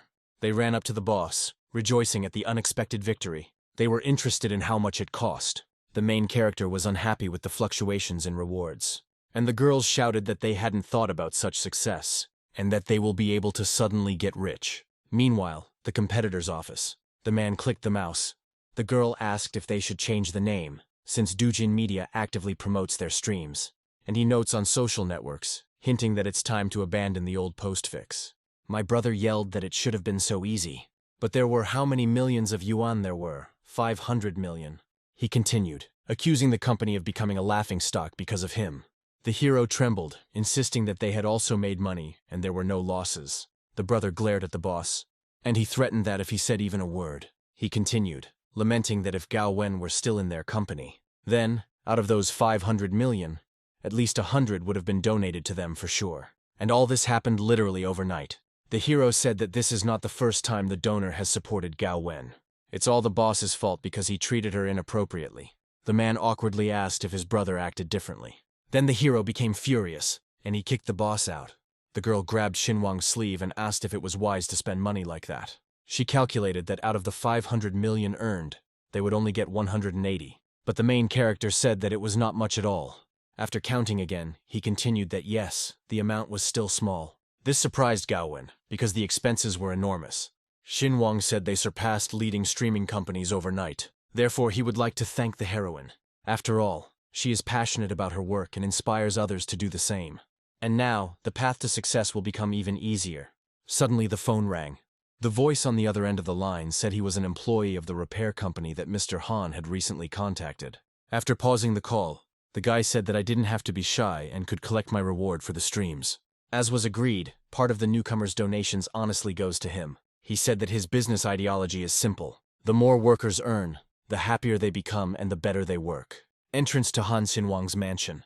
Inside the mansion, orders were given to stack cement and bricks at the entrance. And do not touch the load-bearing walls. The old man's voice was heard, who came to visit his new neighbor and brought his company's products. The protagonist thought, looking at the man with impeccable manners. Xinhuang wished he had a butler too. And then he turned to the hero, apologizing for the mess caused by the renovation. And because I'm all covered in dirt. The old man replied that he had come unexpectedly, because they were neighbors and would see each other often. Xinhuang wondered what if even butlers behaved like aristocrats. That area clearly belongs to the rich and famous. Then the main character said that neighbors should help each other in difficult situations. And he promised to visit as soon as he sorted out his affairs. It was lunchtime, and the main character finally decided to take a break. An afternoon of continuous repairs. They said on the phone that there would be a class reunion that weekend, and that the girl from school would also be coming. He thought that the alumni meeting was just an excuse to show off, since he was the worst in his class at school. And he decided that this time everything would be different, answering, "Okay." The hero did not understand why he agreed so quickly. The butler reported that the young man was polite and respectful. He even took off his gloves before taking the gift. He also works with builders to build a mansion with his own hands. The girl turned around and screamed. It must be him again. Crossing her arms over her chest, the heroine said how many times she had told her brother not to bring people here. The guy became indignant, reminding her that he loved Cici and was going to marry her. She burst into tears, asking what was wrong with her.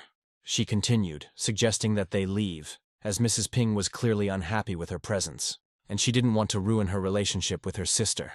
The guy hugged his bride and told her not to worry. Her sister had always been like this. He told his sister not to forget her grandfather's words. If she wanted to inherit, she needed to get married.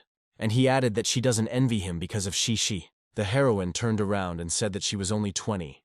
It was too early to think about marriage. And unlike her brother, she was not chasing an inheritance. And she's not going to marry the first person she meets. The car was parked next to an expensive restaurant. Gowwen said that she was on her way to see a client, to deliver the goods, and will pick them up in about an hour. The guy was pleased with himself. After all, he still has a good feeling about it. What will make a lot of money today? Classmates pointed at Han Xinhuang, asking if he had arrived in such an expensive car. And they said that he couldn't earn that much. Then they discussed that his girlfriend was obviously a rich old woman. The protagonist asked her if she was jealous that he was dating a rich woman, or she simply can't find a rich suitor for herself. The girl immediately began to be indignant. But a few seconds later, they arrived at the building. "Honey, be careful," a voice was heard from the car. Everyone trembled when they saw the goddess ride up, with the gentleman from the Ping family who was recently shown on TV. A classmate said that Xinhuang only came to the meeting because of Shishi, and he teased him, asking if his rich girlfriend forbade him from communicating with other beauties. The Khan greeted the girl with a smile. She smiled and said hello in return. Then the guy turned around and said with a grin that his girlfriend was not strict, and allows you to greet others. Classmates continued to discuss Xinhuang. Then the couple said goodbye. The heroine asked the guy to be careful. Classmates started throwing questions about when the wedding was, who her chosen one was, and how they managed to maintain such a relationship. Cici caught admiring glances and compliments. Then the heroes moved to the bar. They danced and screamed until the bottom. Only Xinhuang sat at a distance from everyone. One of the heroes, unfortunately, was only able to acquire one floor opposite the city hall due to the crisis. They discussed the plot of land opposite the city hall, amazed at its cost, which was in the tens of millions. The girls discussed how one of them dreams of becoming a housewife after marriage, even though she doesn't understand it well. Then they started admiring the diamond on Shishi's hand. She just thought, let this bunch of poor people be jealous. The main character received a notification on his phone. Due to his many commitments, he forgot to donate the promised building to the hospital. His classmates glanced at him, noticing that he was silent and playing on his phone, assuming he's upset about Shishi's upcoming wedding.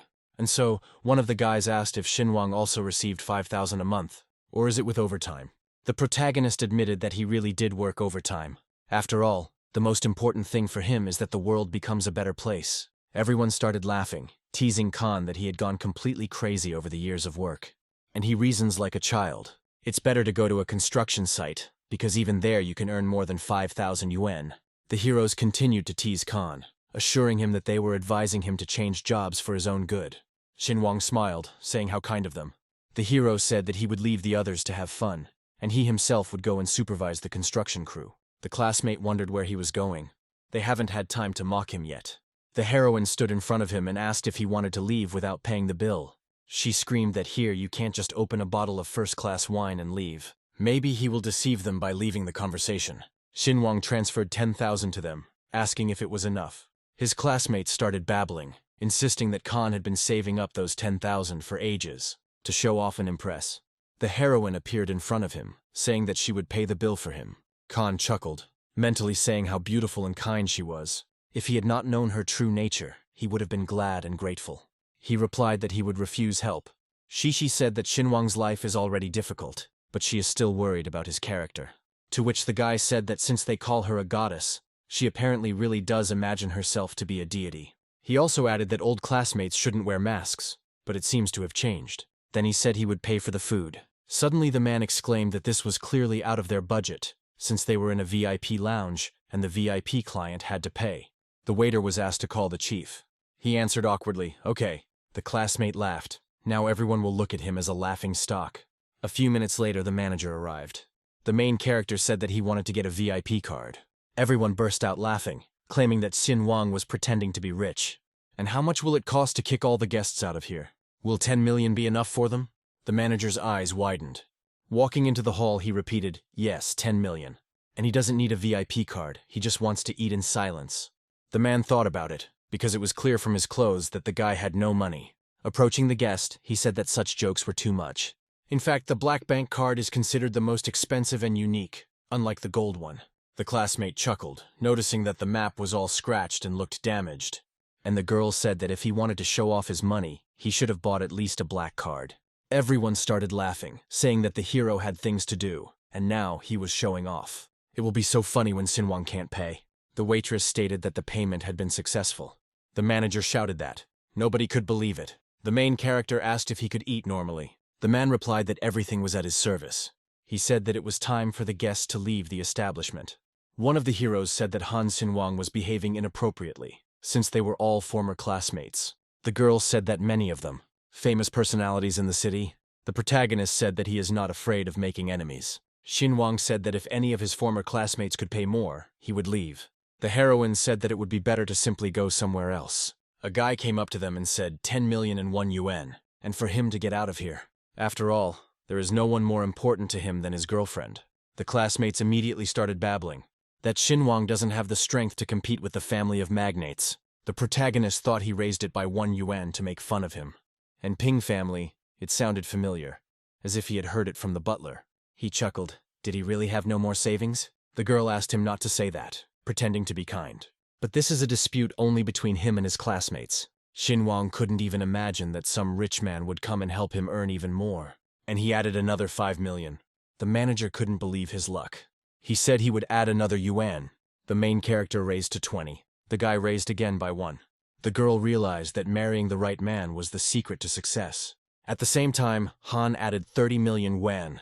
Mr. Ping's classmates supported him. But Shishi noticed that something was wrong and didn't want to be humiliated. He was surprised at how much money was paid for food. He planned to beat Xinguang. But there are so many millions, the hero doesn't print money. The waitress handed the gentleman a card. The manager began counting down from 3 to 1. And if there are no more counteroffers, then they have a winner. The hero thought about it, because he was outraged that the pathetic beggars wanted him to pay for everything. Although Shishi was not even a member of the Ping family. Xinguang asked why the rich man didn't want to add another yuan. They called him on the phone, and he said he had to answer. The main character said okay. Pin replied yes. And they asked him what he spent that money on. Maybe even on a share of the restaurant.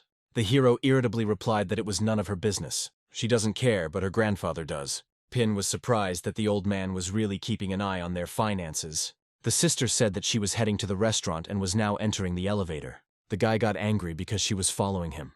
And if Zhao finds out what it was all spent on? The protagonist declared that it was time to place a bet. He replied that everyone here was sick in the head. A classmate said that such actions were a disgrace to his family.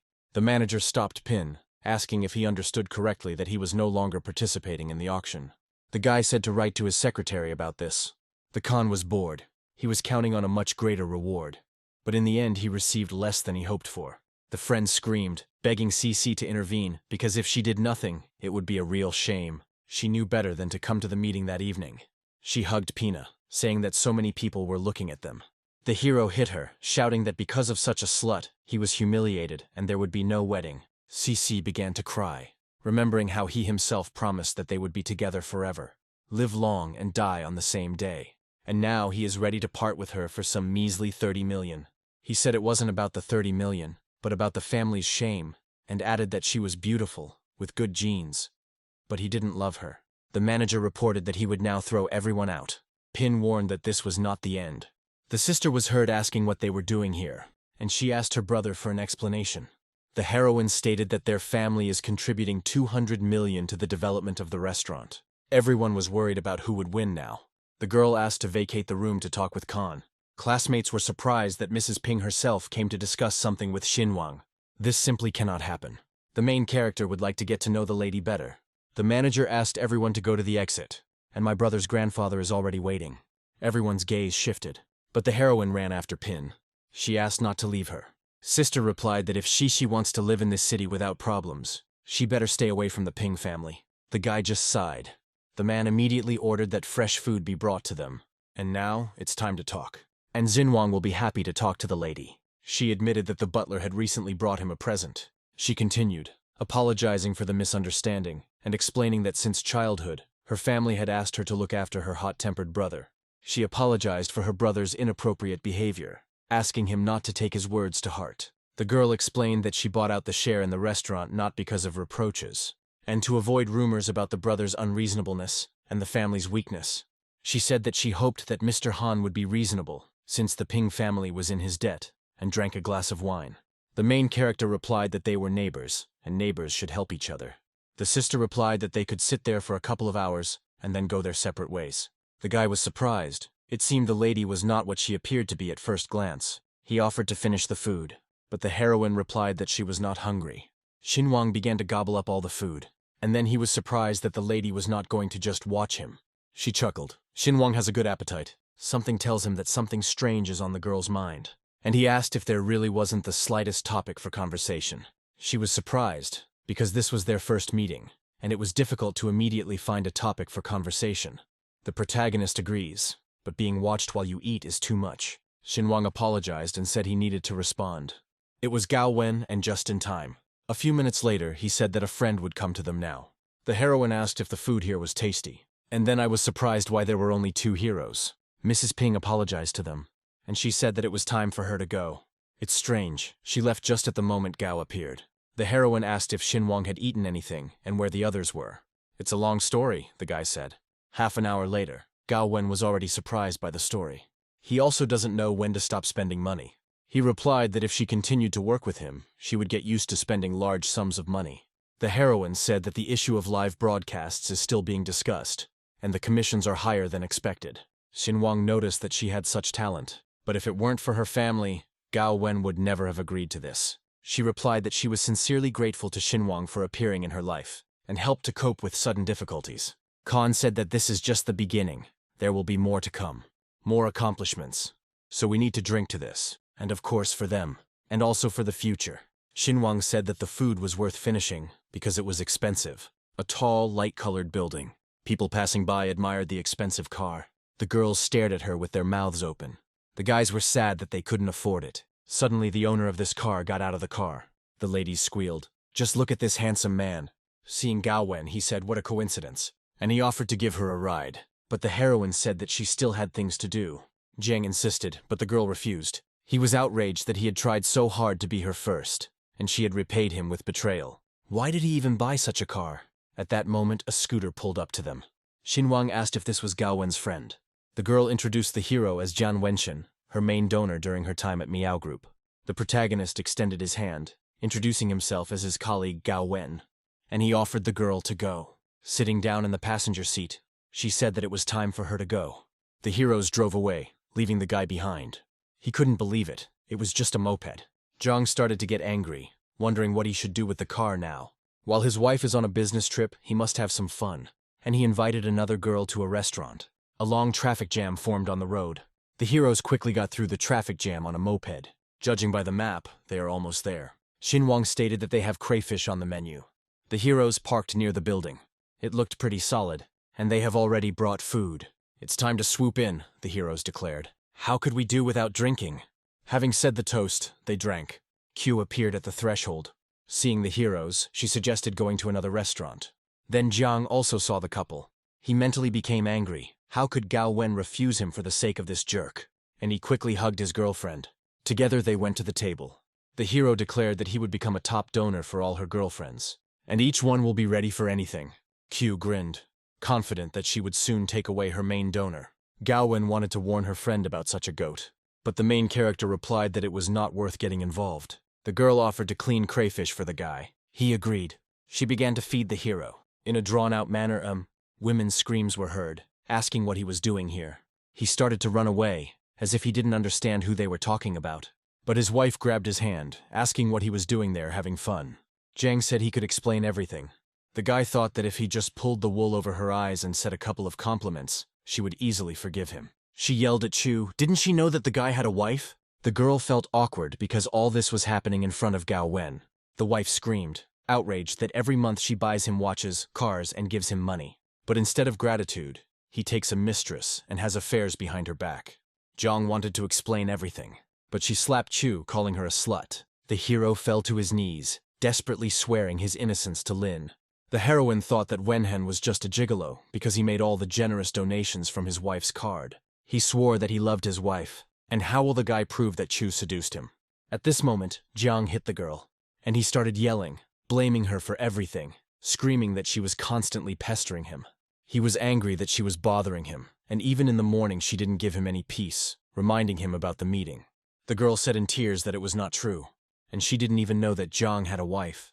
What a two-faced guy this guy is, Gowwen thought. At this moment, Xinguang picked up a plate of food. Jiang shouted that this idiot was here, but the main character threw a plate at his face. Q was surprised by this, no less than the hero himself. Jiang started screaming about how much it hurt, how his eyes hurt. His wife asked if he was sick at all. Khan declared angrily that they were two peas in a pod, but the heroine understood that the guy was right. Jiang shouted that he would soon be finished. The guy chuckled. What was he going to do? Q thought as she looked at Xinguang. She had previously thought of him as just a braggart. But now, having learned that he had intervened specifically for her sake, she began to doubt. After breaking the bottle, Jiang told the hero to prepare for death, and he shouted at him to go to hell. But can't Xinguang stand up for itself? The Khan said that since she was such a rich lady, she could have chosen a better gentleman. Not the one who lies, squanders her money and acts like a dog. The wife thought, this guy is cute. Jiang didn't understand where such a beggar could get so much strength. Q thanked him for his help. After all, she was very pleased. The guy shouted at Lin, let the main character be kicked out of here.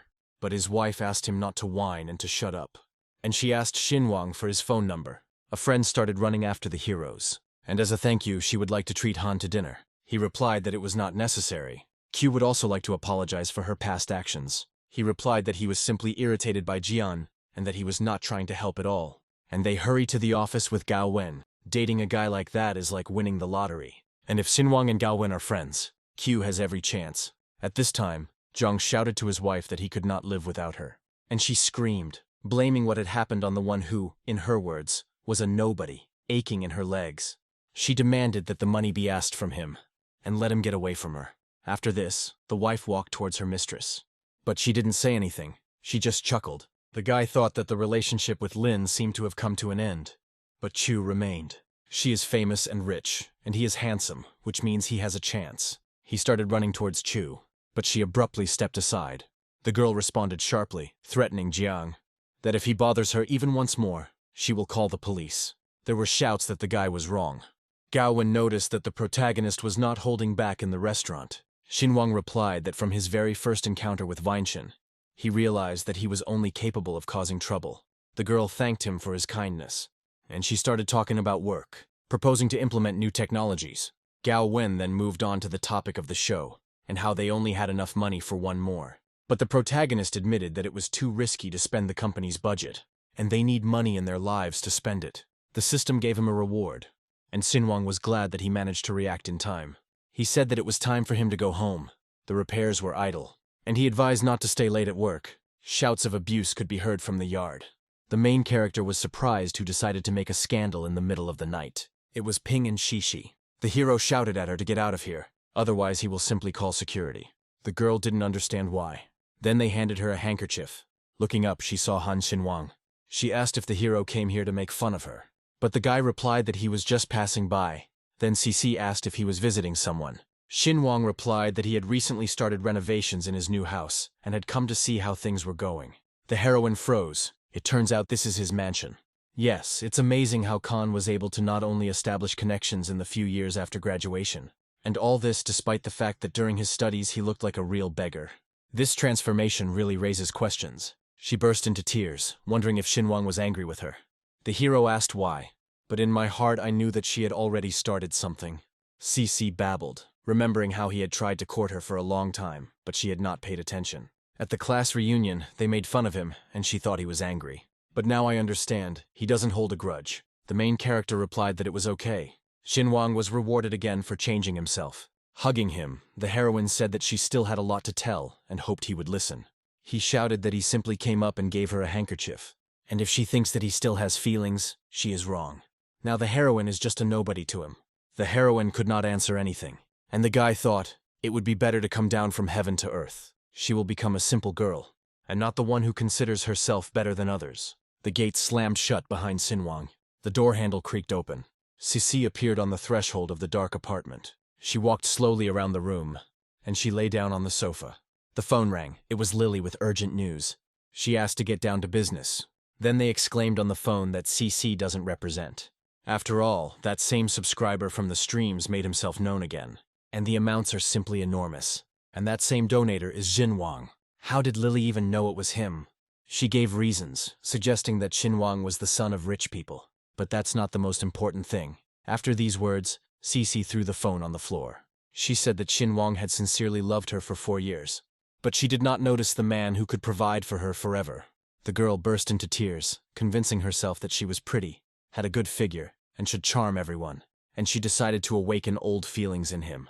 After all, it's not only guys who have to chase girls. The main character looked in the mirror, and he understood that he was far from having an ideal figure. Sitting down on the bed, he said that the worst thing about money is health problems, so you need sports. Or maybe just equip a gym at home, and call a personal trainer here. Xinguang clicked on the screen and found the right room. Suddenly something shone in front of the main character. The voice stated that the system had detected the remorse and regret the girls had caused, which was necessary for the upgrade. Wow, it turns out the system can be updated. Q has 50% regret, while Shishi has 80. The system then continued that activating the regret module would grant the owner 5 points for strength, intelligence, and charisma.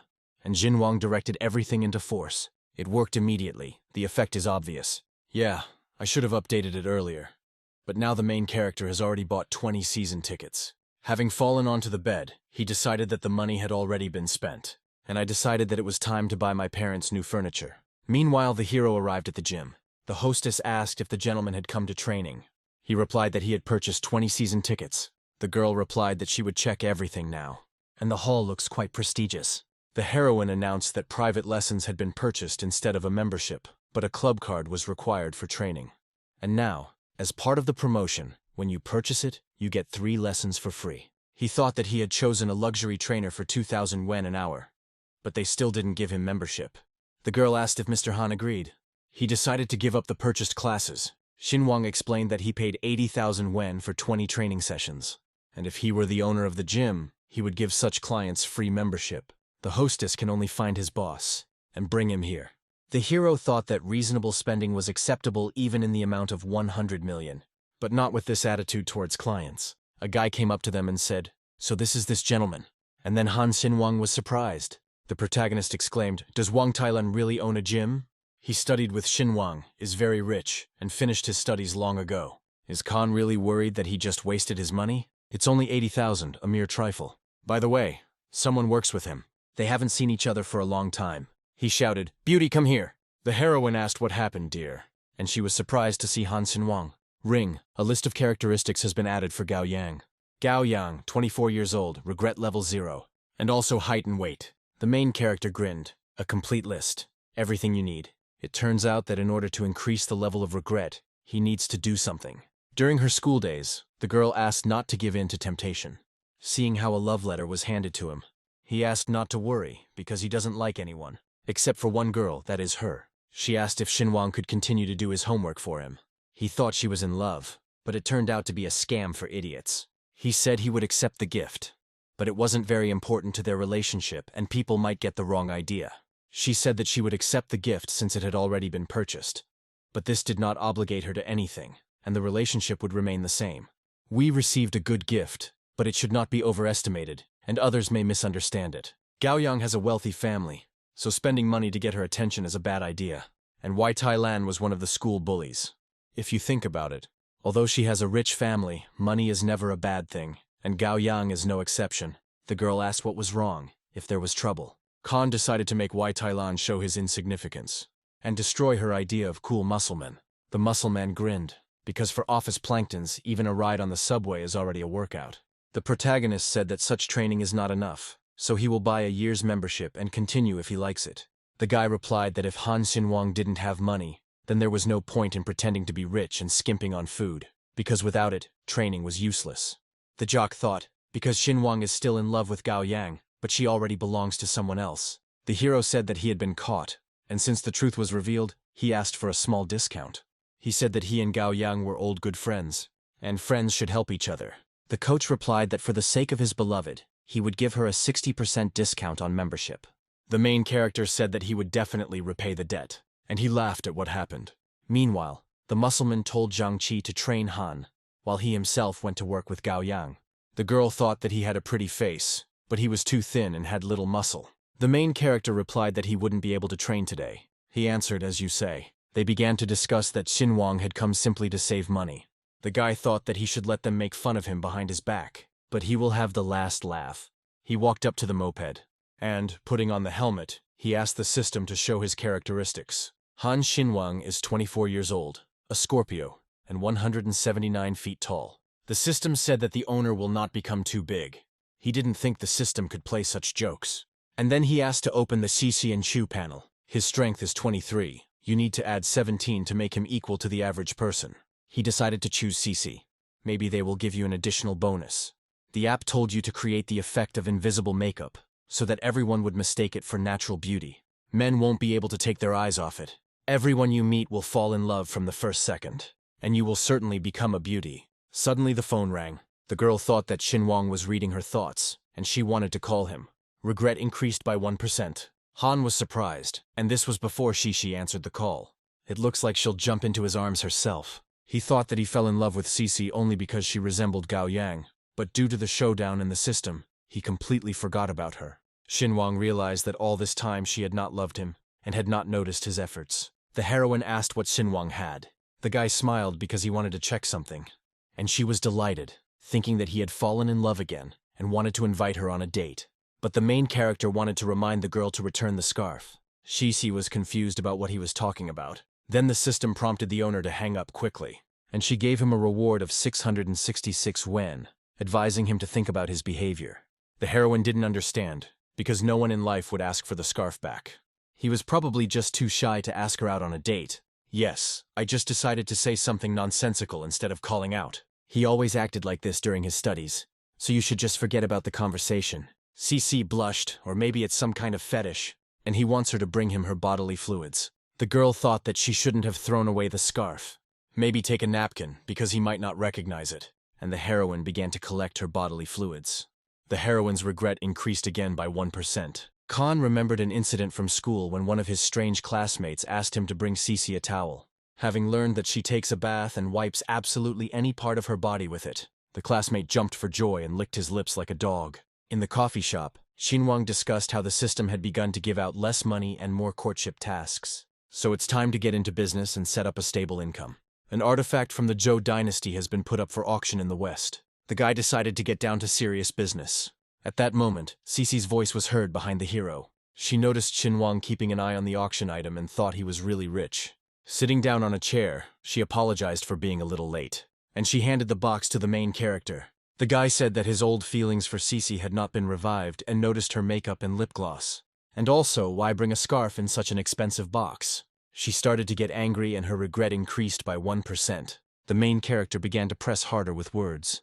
The girl burst into tears, and her regret increased by another %. Xinwang smiled, seemingly in tears, and the level of regret was growing. Actress Cici stated that she always uses such cosmetics, was outraged by his behavior, and did not understand why he wanted to meet. The guy admitted that he just wanted to make fun of her. She treated him exactly the same way. The heroine ran away, and the level of regret increased. The protagonist laughed, the dethroned goddess. After all, she used to say that he was just sucking up to everyone. And if it weren't for homework, she wouldn't have paid attention to him. Xinguang said that regret was only a small part of what he went through. The guy channeled all his regret points into strength. He felt the power coursing through his body. And I even wanted to run a marathon to release my energy. The next day, the main character went to the gym. He suggested adding more weight, since the barbell didn't even weigh 50 kilograms. The trainer explained that this was only the first lesson, and first it was necessary to assess the level of preparation. Is this really his way of implying that Khan is not strong enough?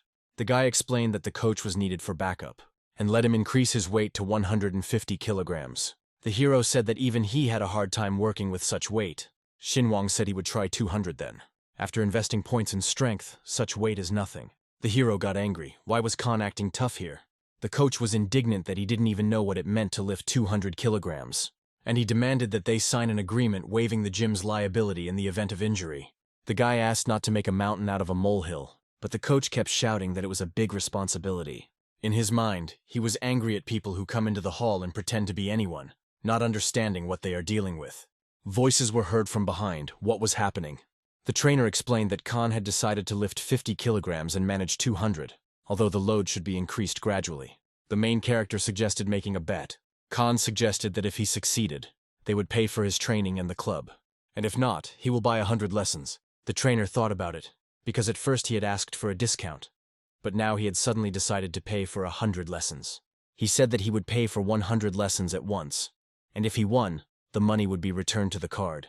The girl didn't understand how skinny Xinguang was, and decided to argue with the coach, and she suggested trying 100 kilograms first. But Khan asked if they were making a bet. The hero replied that so be it. But first, let him just try to lift the barbell from the racks. If he doesn't succeed, then he can forget about the bench press. The coach thought he was an idiot because he had no idea what it meant to lift such weights, and he promised to eat his own shit if he succeeded. The bar didn't even budge, he said. Maybe they should stop. Suddenly, the guy lifted the barbell. The coach's eyes nearly popped out of his head. The counting began. 1, 2, 3. The guy was glad that he didn't say anything about the shit out loud.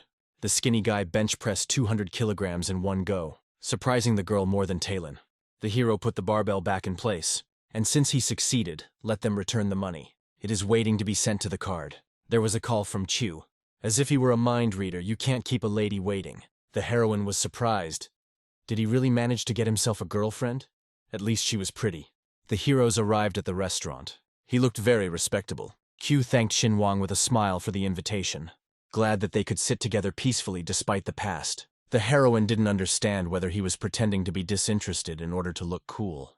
Last time he said that he didn't need her, but now he invited her to a restaurant. Meow Group lost more than half of its major donors, and streamers' income fell to 1/10. The main character asked if everything was really that bad. Q admitted that streamers are forced to terminate contracts and pay penalties. After all, popularity is short-lived, and you need to earn it within a couple of years. When the girl thanked him, Xinguang understood that it was all because of money. But with such greedy girls, it's easy to get by. Following a simple plan, the main character said that he had a request. She beamed, saying that she was ready for anything. He continued by noting that there were fewer streamers on Dujin Media than expected. The hero wanted her to, but their conversation was interrupted by a phone call.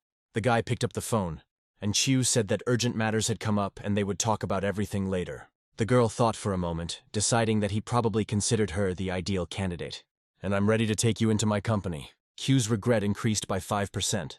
The main character was proud of himself. The girl's thoughts continued. Zhan Lingxin paid 2 million yuan to terminate the contract.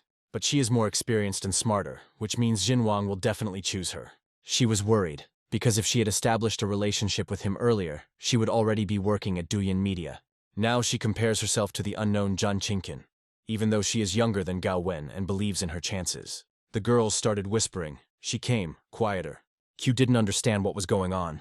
The brother abruptly opened the door, shouting for her to go into the office. And he started yelling, accusing her of seducing a major donor. And now he's angry, refusing to donate, and threatening to file a complaint. The girl explained that she became a victim of the situation, because she was asked to seduce the donor. The man shouted that he didn't care what anyone else said. He needed results, and although he wouldn't make her pay for the damages, Fines for violations in the contract will be doubled, since she still won't be able to cover the full amount. The heroine noticed a strange movement in the corridor. They explained to her that many people were leaving their jobs. She also added that streamers almost immediately switched to Dujin media because they pay well there, not just pennies. They added that one had already earned enough to buy a house downtown, because Dujin Media's director is generous and respects his employees. Clutching the phone, Chu was angry. Did she really have to go to the bottom with this company? She was determined not to miss the chance. Even with doubled fines, she could still pay the penalty. She understood that Sylvan appreciated her talents. But it seemed he just wanted to lure her into his company. She had already managed to forget that he had become a businessman and wanted to spite Meow Group. But she decided that it was even beneficial to her, and she would tell him everything herself. A week later, Chu Xinyu heard that the vacancies at Dujin Media had closed. The director said that it was due to the influx of newcomers. Recruitment to the company is temporarily suspended. She gritted her teeth, because she had just paid the penalty. And the recruitment has already ended. The heroine's regret increased by 20%. The sun's rays illuminated the White House. Sitting on the sofa, Chu thought that perhaps she should have waited for the contract with Xinyang. Before leaving Meow Group, she was now left with nothing. Her brother told her that he was not going to let her go quietly. He threatened her with connections and promised to ruin her reputation if she went to competitors. Q cried out that she had paid the penalty. The man is very happy about this, but it will not allow you to go to competitors. The heroine didn't understand what to do. Gowwen reported that Chu Xinyu had called and wanted to meet, despite the fact that they didn't want to accept her before. The girl may not be very knowledgeable about business, but she would be a good employee. The main character said okay, and he will meet her in a cafe. Xinwang thought that ignoring Chu Xinyu for a few days was a good idea. Now she was like a different person.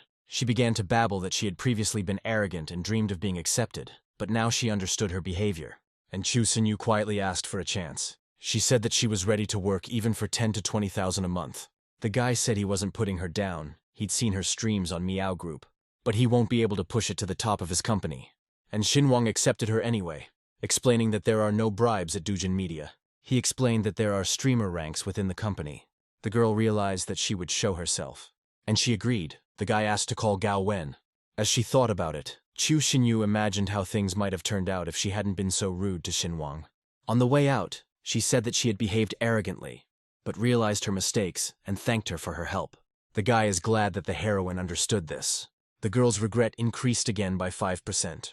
He regrets that people have to experience everything on their own skin in order to understand. The protagonist invested points into strength again. Now he's mega strong. And now it's time to show off Gao Yang, and to Thailand what Xinwang is capable of. The main character came into the hall and realized how excited he was. After all, now it will be decided who will envy whom. The guy decided to start his workout with cardio. Cao Yang wondered if she was imagining things. That Xinwang became energetic, tall and muscular in a week. Thailand offered his candidacy for the coach. And he said he would do a cardio set, 50 minutes of jogging, and a strength block. Thailand continued that Xinwang has strength.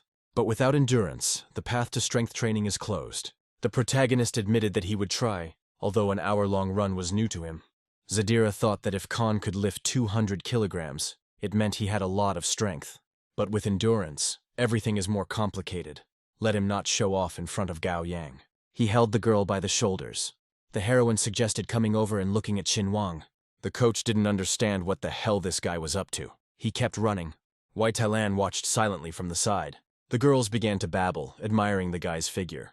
His muscles and the fact that he's been running for an hour. One girl gasped. After all, she saw the sweat running down his muscular chest. Then the coach turned to his girlfriend. Gao Yang admired Xinwang for running for an hour. He's so cool, she said. The girl's regret increased by 20%. The protagonist thought he was right. Gao Yang only values athleticism and strength in men. Talon thought that Xinwang was obviously doing this on purpose, a show-off, because it was impossible to run for 50 minutes without getting tired. The coach said that after such a workout, it was worth taking a break. He said that he could only allocate 2 hours for training. That's why he asks for no breaks. Vi thought that since the client wants strict conditions, it's worth loading him up even more, because training is paid hourly. Pathetic brat, thought the coach. There was no such insolence in my school days. He admitted that he bribed the bandits to carry out an attack on Khan. Then he appeared and saved Xinwang. After which, Gao Yang fell in love with him. The protagonist asked if they continued to practice. Although, given Vi's reluctance to train him, perhaps Xinwang will go alone. The coach realized that the guy had come to show off to Gao Yang, and noticed that he hadn't been training his legs at all. Then Talon stated that a special program had been prepared for Khan from the first day, and since the legs are the foundation of the body, they will also need to be trained.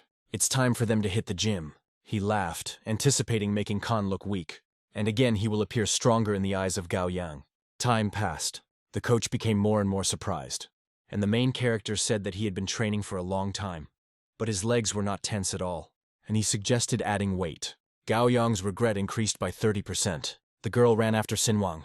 The hero wondered where she was, and she asked Khan if he would come to training tomorrow. The words echoed in Talon's head. Then she said that they hadn't added each other as friends yet, and she suggested doing it. He scanned the core code, and he began to leave the hall. This surprised the coach even more, because she was smiling, and also looking at this poor guy's account. He asked why she added him as a friend, to which Gao Yang replied that he was an important client. The coach yelled that this was not so. Han Xinwang had been chasing her for a long time. She should know about it. She said that if Talon was jealous of her, he should say so directly. And he doesn't make passive-aggressive attacks. The elevator went up to the 7th floor, and the girl's regret has already increased by 5%. The protagonist understood that as long as Tai Lan continued to make mistakes, he could do nothing, and Gao Yang herself would begin to regret it. When there is a struggle for attention, the one who is worse tries to attract more of it, burying himself. Sometimes inaction is more effective than effort. It's worth waiting for the right moment, and small efforts will bear fruit. Meanwhile, Shishi was left with 1% regret. She asked Xinwang if he was free. The hero replied that he was busy. The girl said all busy, yes. The protagonist said that it depended on her proposal. Cece replied that she wanted to invite him to dinner. Xinwang replied that she had realized it too late. Today is a work day, and he doesn't go to restaurants. But for some reason the level of regret does not rise. Cece was surprised that he hung up so easily. The hairdresser said that Mrs. Hairdo was not finished, but she no longer saw any point in it. The door swung open. Falling onto the bed, the girl screamed that she hated Khan. Meanwhile, in the protagonist's office, Gowwen wondered if the boss had caught a cold. He said no, and asked what kind of files they were. This is auction data, Gao replied. Leafing through the folder, the main character said to register them for this one. There will be many foreign celebrities in this auction. He said that they would take the cultural heritage from under their noses, and that they were obliged to bargain for the relics. Gowwen said she would go and arrange everything. The door slammed behind her. The protagonist's phone started ringing, but he smoothly hung up. Cece got angry because he didn't even answer the call. She didn't understand what she had said or done wrong and was afraid that he would stop answering his calls. It's so annoying, the girl screamed. After all, he doesn't even understand what the hero is thinking about. Exhaling, she wondered if she had really missed her last chance. The main character started getting calls again. He pressed the cancel button, and he went inside the building. And Cece didn't understand why everything was like this again. She screamed why. Gao Yang told him that Xinwang was late, to which he replied that he was at an important meeting. The heroine handed him the bottle. Yang thought that Wai Tai Lan didn't care about her, and didn't have time because he had so many things to do. But Xinwang, in her opinion, was different, attentive at school. But now, after some time, she is disappointed, thinking that he has forgotten his feelings. The main character refused the bottle as a gift and decided to pay for it. The girl was upset, thinking that he had forgotten about her feelings. Despite its attractiveness and popularity, the coach was angry, accusing Han of having a crush on Gao Yang, promising to be even more active with her. Dynamic breaths were heard. This was the main character. The girls were chatting about whether the guy had a girlfriend. They admired his appearance and envied the one who got him. Yang asked the guy what muscle group he was training, and he replied, his legs. After all, legs are important. She was delighted. Did the guy really notice how she admired him last time? The protagonist admitted that he often sits in the office, which causes his legs to go numb, and that exercise helps improve blood circulation. The heroine didn't understand whether Xinwang wanted to get rid of her, or invite her to train together, but at that moment she was hugged. It was Talon. The girl got angry. Why did he come here? She pushed the guy away, saying that they were at work, and she screamed that constant distractions were interfering with clients' training.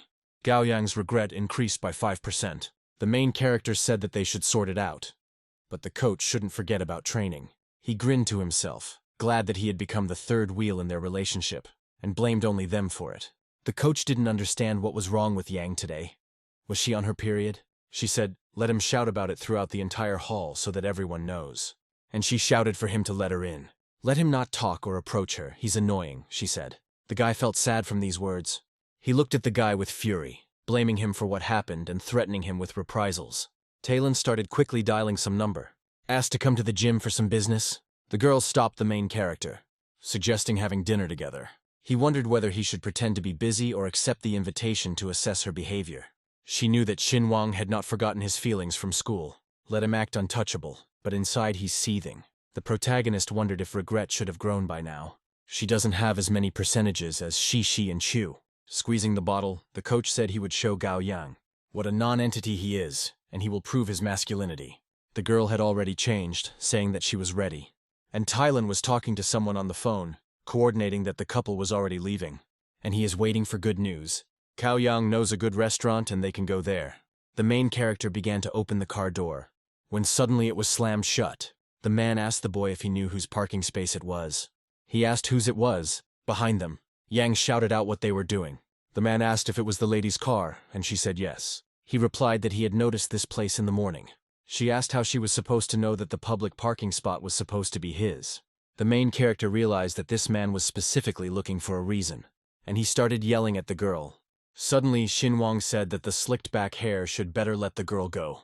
Looking at the guy, he asked if he really thought of himself as a hero. The Khan replied that everything was correct, and he would save this lady. The man laughed, saying that some people would be crawling away with broken legs. Gao Yang said that she would call Wai Tai Lan now. The protagonist shouted that it was too late. Yang was surprised that the man said that forgiveness could be achieved by kneeling before him, and he promised to have mercy on them. But Xinguang repeated that it was too late, and he hit the stranger with all his might. He began to skillfully fight off the crowd. This amazed the girl even more. The main character asked why the boy didn't fight, to which he asked if he could take the boys to the hospital. The heroine asked if Xinguang had done martial arts. Khan replied that he was just swinging his fists, and anyway, they were going to have dinner. Cao Yang wondered if the guy had always fought so well, and her regret increased by 20%. The main character grinned and thanked the men for such help. The building was illuminated by bright rays of the sun. The heroes were already sitting at the table. The sommelier showed the guests a 30-year-old wine and invited them to enjoy the drink, and he began to carefully pour it into the glass. Gao Yang said that without him, she doesn't know what would have happened, and she suggested raising a glass to them. She said that she had heard from classmates about his work in a large company and asked about his successes. Xinguang admitted with a smile that he had been unemployed for several months. The girl exclaimed that it was terrible, but was glad of his calmness. The girl's regret is equal to 70%. This work was real slavery, so he is glad. And I thought that with Gao Yang I needed to be 70% sincere and 30% calm. She admitted that Khan is quite honest. He replied that there was no point in hiding anything. Gao Yang's regret increased by 5%. Xinguang admitted that the years he spent in love with her were the best years of his youth, and now he will test his charm skills. She didn't understand what had changed the main character so much. We should look forward and not focus on the past. Therefore, Xinguang wishes her and Tylan a happy marriage. She was indignant, stating that they were only dating and there was no talk of marriage. It seems Khan has said too much. The hero said that he needed to go to the restroom. Gao Yang received a call. Taking the phone, she saw Wai Tylan's contact. She became indignant, reminding him that she had already spoken about her intention to treat Xinguang to something at a restaurant. The hero asked if everything was okay with the girl. Talon was indignant that the guys didn't stop Xinguang. She asked if he was worried about her or afraid that she would leave him for another. Vi shouted that he was confident in their strong relationship, asking them not to imagine anything unnecessary. Gao Yang told him not to distract her. The hostess handed the card to the main character. Gao Yang's regret increased by 10%. I wonder who helped him like that. The girl was angry, suspecting Tylan of strange behavior and wondering what was going on. Xinguang exclaimed that he was back, and the heroine was a little scared. And he thought about the phone that appeared on the table after he left, and realized that it was Wai Tylan, who had come to the rescue again. We should have dumped all the work on him from the very beginning. The boy said that at school they called her Yanyan, and asked if it was time for her to take a rest. Gao Yang's regret increased by 2%. He sees that the girl is not feeling well, and he offered to take her. They are old friends, that's how it should be. The heroine agreed with this. I wonder if Xinguang can get her regret rate up to 99%. The car arrived at the gate. Gao Yang asked if he wanted to come over to her place for some tea and a chat. The guy replied that Talon would misunderstand them. Moreover, the heroes are separated for only 2 days, after which Xinguang said goodbye to the heroine. And I realized that a real man must control the situation and remain unshakable, like a rock. Gao Yang called out to the guy, asking him to wait. She said that the guy works in the streaming industry, and Yang could broadcast from their room. Well, please, she begged. The main character replied that there was an excellent manager, Gowwen, and promised to introduce him. But he noted that today it was too late to decide anything and advised him to rest. After getting into the car, Xinguang said goodbye again. The girl was upset because she invited him and the system congratulated the owner, as Gao Yang's regret level had reached 99%. 5 points were received as a reward. The owner also decided to refuse to go to the girl's home and receives an additional reward. This was clearly not an easy task, Xinguang thought. In high school she was called a goddess, but this did not give the right to humiliate others and behave arrogantly. The driver arrived at the required micro-district. The protagonist concluded that it was a good decision to ignore her. "Wow, the effect is really noticeable," the guy said, looking into the camera. The system congratulated the owner on the fact that thanks to the investment of skills and charisma, he became more attractive and surpassed the average person. A female voice called out to the main character. It was CC. Xinguang replied dryly, "Hello?" The heroine blushed, not understanding whether the main character had always been so attractive. She said that her heart was jumping out of her chest, although Xinguang looked the same as before, and it just seemed that way to her. He asked what his former classmate wanted from him. The girl was embarrassed. Why was he looking at her so tenderly? She literally melted under his gaze. Khan explained that he had been too busy the last few days and could not answer, but had come to talk so as not to be impolite. The heroine was delighted. It turns out they hadn't ignored her. They had even come. She prepared food and Xinguang can come to her house. The main character thought for a moment and then said to come in. Okay. Just for a little while he still had things to do.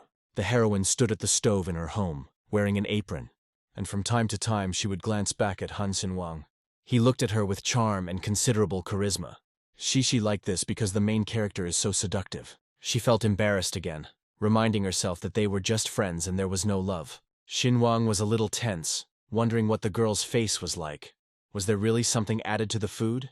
Having placed the plate on the table, she suggested that they try the sweet rice and appreciate the taste. Smiling, the guy replied that he didn't remember Shishi being so attentive before, and expressed hope that it would continue. The smile disappeared from the heroine's face, which means it will remain. She darkened, reproaching him for ignoring calls and messages, doubting his words. Xinguang said that he thought she hated him, just like in their school days, so he kept communication to a minimum. As she pushed the chair back, the guy thought that in his gut, he felt the approach of 100% regret. She moved closer to Khan and said that she hadn't understood a lot of things before, and she suggested starting all over again and becoming friends. He stated that guys shouldn't fall for obvious hints, because there's always a catch behind them. And he said that Cece had moved too close, and if they wanted to be friends, then we must behave accordingly, Xinguang replied, starting to eat rice. The guy winked at the girl, saying that the dinner was very tasty. Cece turned completely red and tears started flowing from her eyes. The main character was surprised. Did he really say something wrong? Then the girl demonstratively turned away from him, thinking that he was as dumb as a brick. The Khan slowly lowered his spoon into the plate to talk to the girl. Then Xinguang admitted that he was already starting to get confused by her behavior. No matter what he does or says, the heroine is always somehow dissatisfied. Perhaps he had better go, said Khan, and thanked him for the invitation. But at that moment, Cece intercepted his hand, stopping him. And, hugging him, she shouted that the guy had completely misunderstood everything. The main character continued to be perplexed and asked what he meant. Unable to bear such stupidity, the heroine roughly pulled the guy along with her. The door slammed behind them with a distinctive thud. Cece sharply pushed the guy onto the bed, and he lost his balance. The girl didn't stop there and lowered the dress to her neckline, and then she completely threw off her outerwear. The protagonist's nose started bleeding, and he awkwardly asked what she was doing. Cece didn't answer him and fell to her knees. She admitted that she does not demand that his heart belong only to her, at least for now, and she hopes that their relationship will not deteriorate in any way after this. Even though she just wanted to be friends, she still remains a girl with her own feelings. The protagonist asked if Shishi understood what their relationship would be like after this. Pursing her lips, the heroine admitted that she didn't care. She didn't care about absolutely anything. And she thought that at least today Xinguang's body would belong to her. That's not all, because she will try to make him fall in love. Everything inside the heroes was shining. The guy admitted that Cece was very beautiful. Unnoticed, the sun's rays appeared outside the window, and morning arrived. Xinguang had just woken up, barely opening his eyes. But then the main character perked up when he saw Shishi next to him. The main character involuntarily recalled that night with dozens of sighs and groans. Xinguang pondered his actions for a long time, when suddenly a question was heard. Lord, has he really woken up already?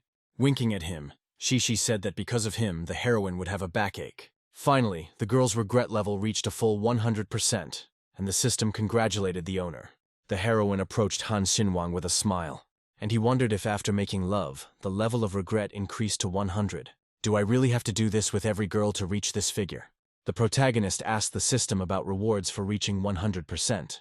The voice explained that at a regret level of 100%, a person begins to generate income for the owner, and 30% of the earnings go into his account. The system reproached Khan for his arrogance and advised him to deal with the girls, but still issued a reward. Xinwang patted Shishi on the head and said that the night had been unforgettable, but he needed to get down to business. In the end, the girl answered him well, but let him promise that he would come again. Khan agreed, but then thought it was time to move on to the next victim. At the same time, he promised to bring Cece a gift, since she was now his employee. The main character entered the office and greeted the employees with a smile. But they screamed, saying that Li Shu's company wanted to stage a battle by sending out proposals to all the workers. Gowwen sternly told Han not to distract him with trivial matters, promising to deal with the matter personally and conduct a broadcast. Looking at the red-haired girl, Xinwang thought she had a high level of regret. Yes, that's right, the main character remembered with a sly smile.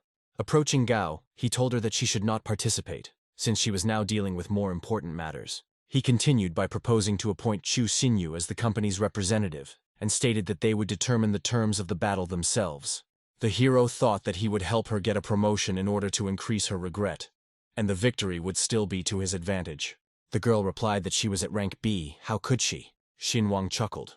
Was it really worth refusing such an offer? And she decisively said no. That's great. Gowwen just has to tell his opponents that they are ready for battle. The heroine, not entirely sure about this matter, answered, well, okay. Modern glass skyscrapers rise against the bright sky, reflecting the sun and featuring smooth lines. Women's legs, wearing only a stocking and high-heeled shoes, confidently walked across the smooth floor, echoing. Then the heroine confidently opened the door in front of her, stopping. She reported that the competitors agreed, but they have conditions. The boss, who was looking out the window, replied, oh well. When he turned around, the system reported that Liang Chao's divine system of sycophancy and ingratiation had been activated. The man asked when the battle would take place, and coming closer, the heroine replied that it would be this evening. The boss promised that he would help her win and wash away her shame. She stated that if Gowwen did not accept the offer to participate in the streamer battle, her company would collapse, and that accepting it would lead to inevitable disgrace. The man blushed and thought that winning the streamer battle would bring success and allow him to get Gowwen and Chu Xinyu. Grabbing her hand, the boss asked what reward he would receive for their victory. Sitting almost on the table, the heroine asked them to stop because everyone was looking at them. He replied that Li Shui's company belonged to both of them, which meant that the others should keep their mouths shut. Liang Chao assured that the girl was only his, and let the whole world know about it. In his mind, he admitted that the system had chosen her as its first target, and without sycophancy he wouldn't have seen mountains of money. The boss burst out laughing because no one could keep up with him. The voice reported that in Li Shui there was also a man with a system, and ordered that the impudent man be made to regret it. Xinwang was even surprised that another system had appeared that decided that he was bored. Looking out the window, he thought that the system was throwing up strange tasks every day, and he didn't like it. The voice became angry, threatening a fine of 666 yuan and the reduction of all awards. And then the system added that he had been awarded a reward for his daring behavior. There was a loud knock on his office door. The guy answered. Come in. Q appeared at the threshold. She would like to talk to the master. After a positive answer, the girl slowly closed the door. Nervously, she said thank you very much for the opportunity to prove herself. The main character saw how difficult it was for the girl, so he asked without formalities. She then stated that this time she wanted to win on her own, without relying on anyone. He asked if she had ever thought about what would happen if Chu lost. And in my mind I was amazed at the girl's courage. She's a real careerist. When the system awarded the reward, the hero thought that she had gotten to work, which was also a good mood. And he decided that every girl is a walking money printing machine, and retirement is just around the corner. Q looked away because Xinwang was smiling strangely, but he loomed over the heroine, asking what would happen if the girl lost. Looking up at the guy, Chu shouted that she would never lose. The protagonist said that this is confidence, but warned that he would personally sit on the stream and watch how the battle goes. The girl promised to bring only profit and not disgrace the honor of the company. Xinwang added that this streamer battle is very important, and promised to raise the rank from B to S in case of victory. She stood up and thanked the boss for believing in her. Chu would not let her down. On a wide street of a modern city, cars and pedestrians move between high-rise buildings with advertising billboards. The boss, leaning back in his chair, saw a new notification from the system. He tapped the screen to open it. His target was Shi, and he then thought that all the system's latest tasks were related to Han Xinwang. Having dialed the number, the man stated that the task, as usual, was to check on the person. The voice on the other end of the line said the price was the same as usual, 10,000 per person, but today there would be a discount. The boss replied that there were no discounts. He would even pay more, if only they would do everything quickly. They answered him that they understood, and the hero knew that efficiency was paramount. Xinwang sang that this life is so enjoyable that you don't have to do anything. But the money will still continue to flow like a river. Look at the office we already have. The main character sneezed, remembering the superstition that when people sneeze, it means someone is discussing something. After receiving another reward, the hero smiled, because Cici works tirelessly for his wealth, not knowing that he comes from a village and his parents are far from rich. Then he received a call, and heard on the other end of the line an offer to have dinner together. He wanted to refuse, but he thought that she had done so much and continued to work for him. Therefore, he replied that he had been sitting at the office for too long, so dinner was quite appropriate. He asked the girl if she knew a luxury restaurant in the tower. The heroine smiled, answering that of course, and could meet him at 7. Meanwhile, a notification sound was heard in the competitor's office. It arrived to the boss, who was practically lying on the couch. The system reported that CC was heading to a restaurant for a meeting and needed to be intercepted at 6 o'clock in the evening. The famous restaurant was visible against the backdrop of the night city. The heroes were already sitting at the table. Then Xinwang offered them a drink. 2 glasses of red wine clinked together in a celebratory toast against a soft backdrop of light. The protagonist slowly took sips of wine, and Shishi watched him. Putting down the glass, Khan assumed that the girl looked tired, apparently having worked a lot. She replied that Xinwang was very observant, because today she was inundated with offers from companies. Looking at her reflection, she did not understand how the hero noticed her fatigue, and whether this could be considered concern. She realized that after breaking up with Ping, her eyes had been opened to Xinwang's kindness and hard work. Khan suggested that she eat more meat to quickly replenish her strength. Looking at the girl, he didn't understand whether it was worth starting to date her, because all this would be troublesome. Cici was surprised to feel her heart beat faster under his gaze. The system advised that strong relationships between people require a lot of effort. The guy realized that he needed to focus and look for something new, and then he came across Li Shui's company. The girl warned that she needed to go to the restroom. Getting up from the table, she slowly and gracefully began to walk towards the door. Finally, when the door slammed shut, Xinwang asked when the system would unlock the next global target. The voice replied that the owner should expand his social circle, make new acquaintances, and communicate with people outside his usual interests. Twirling the glass in his hand, he decided that he would expand his horizons. And the upcoming auction is perfect for this. There's clearly a lot of interesting stuff there. The hand was placed under the stream of water, and cold drops slid down the skin. These were Shishi's hands. Looking at her reflection, she was adjusting her makeup. As she was leaving the restroom, the boss was walking towards the girl. And they, as if by accident, collided. His shoulder hit the heroine hard. Cici began to fall rapidly, gasping in surprise. But the man's hand, reacting quickly, grabbed the girl's waist. The man said he was so careless. "Is my lady okay?" Quickly pushing her boss away, she said that everything was fine. The hero asked if they had never seen each other before. Her face looked so familiar. CC looked away in disgust. Such a second-rate approach. No one meets people like that anymore. He thought it was a standard scenario. The beauty rejects the main character, acts coldly, but throws herself into his arms when he saves her.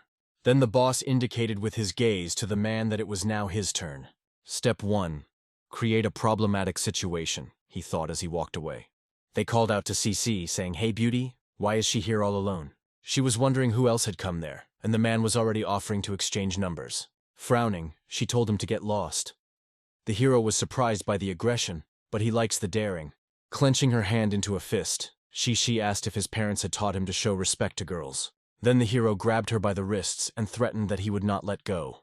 He continued to assure her that she would run away, but it would be better to spend the evening together, because he had a Porsche parked there that she would definitely like. Step 2. The appearance of a hero who will save the beauty from the clutches of the villain. The boss pushed the villain away, indignantly reminding him that Cici had asked him to let her go, or he hadn't understood the first time. Then the man shouted that his father was the chairman. How dare they behave like that? He replied that he didn't care, but in his mind he was amazed at such acting. Cici looked at him with disbelief. wondering why he first played a pickup artist and now a hero from a TV series. The boss turned to her and asked worriedly if that man had hurt her, and whether she should go to the hospital or the police station. And he smiled slyly, inviting her to hang on his neck, kiss him for saving her, and exchange contact information. The heroine raised an eyebrow and replied that a simple apology would be enough. The man started screaming, accusing him of pretending to be a hero and threatening to call someone to have him dealt with. The boss replied that he should be ashamed of himself for bullying the girl, and stated that he was not afraid of his friends. Xinhuang came to them and asked what had happened there. Then the heroine asked why he came here. Khan explained that she had been gone for a long time, and he thought that some trouble might have arisen. The man thought about it when he learned that this was Han Xinhuang. He wondered why the system was interested in their relationship. She pointed at the heroes, accusing one of harassment and the other of strange behavior, even though he tried to help. The protagonist thanked the boss for his help, but chuckled to himself, suspecting a trick in what was happening. "It's his duty," the hero answered, and he himself realized that Cici was meeting with him, and what he should do now. But the reward for Shishi is huge, and although he lost today, this is just the beginning. Then Xinhuang asked the villain when his brothers would arrive, because his girlfriend was tired and needed a hot meal. The girl, all blushing, looked at Khan, thinking how much he cared for her. For this to happen, she needs to be shown much more love. The hero realized that since Xinhuang was here, pestering Shishi was pointless, and it was better to just leave. The boss said that since the lady was in good hands, he did not dare detain them, and he quietly ordered the man to get out of here too. I wonder if he really fell in love with Shishi, even though it all looks like a pretense. Then the villain turned around, saying that everyone here was an asshole, and there was no point in wasting time on them.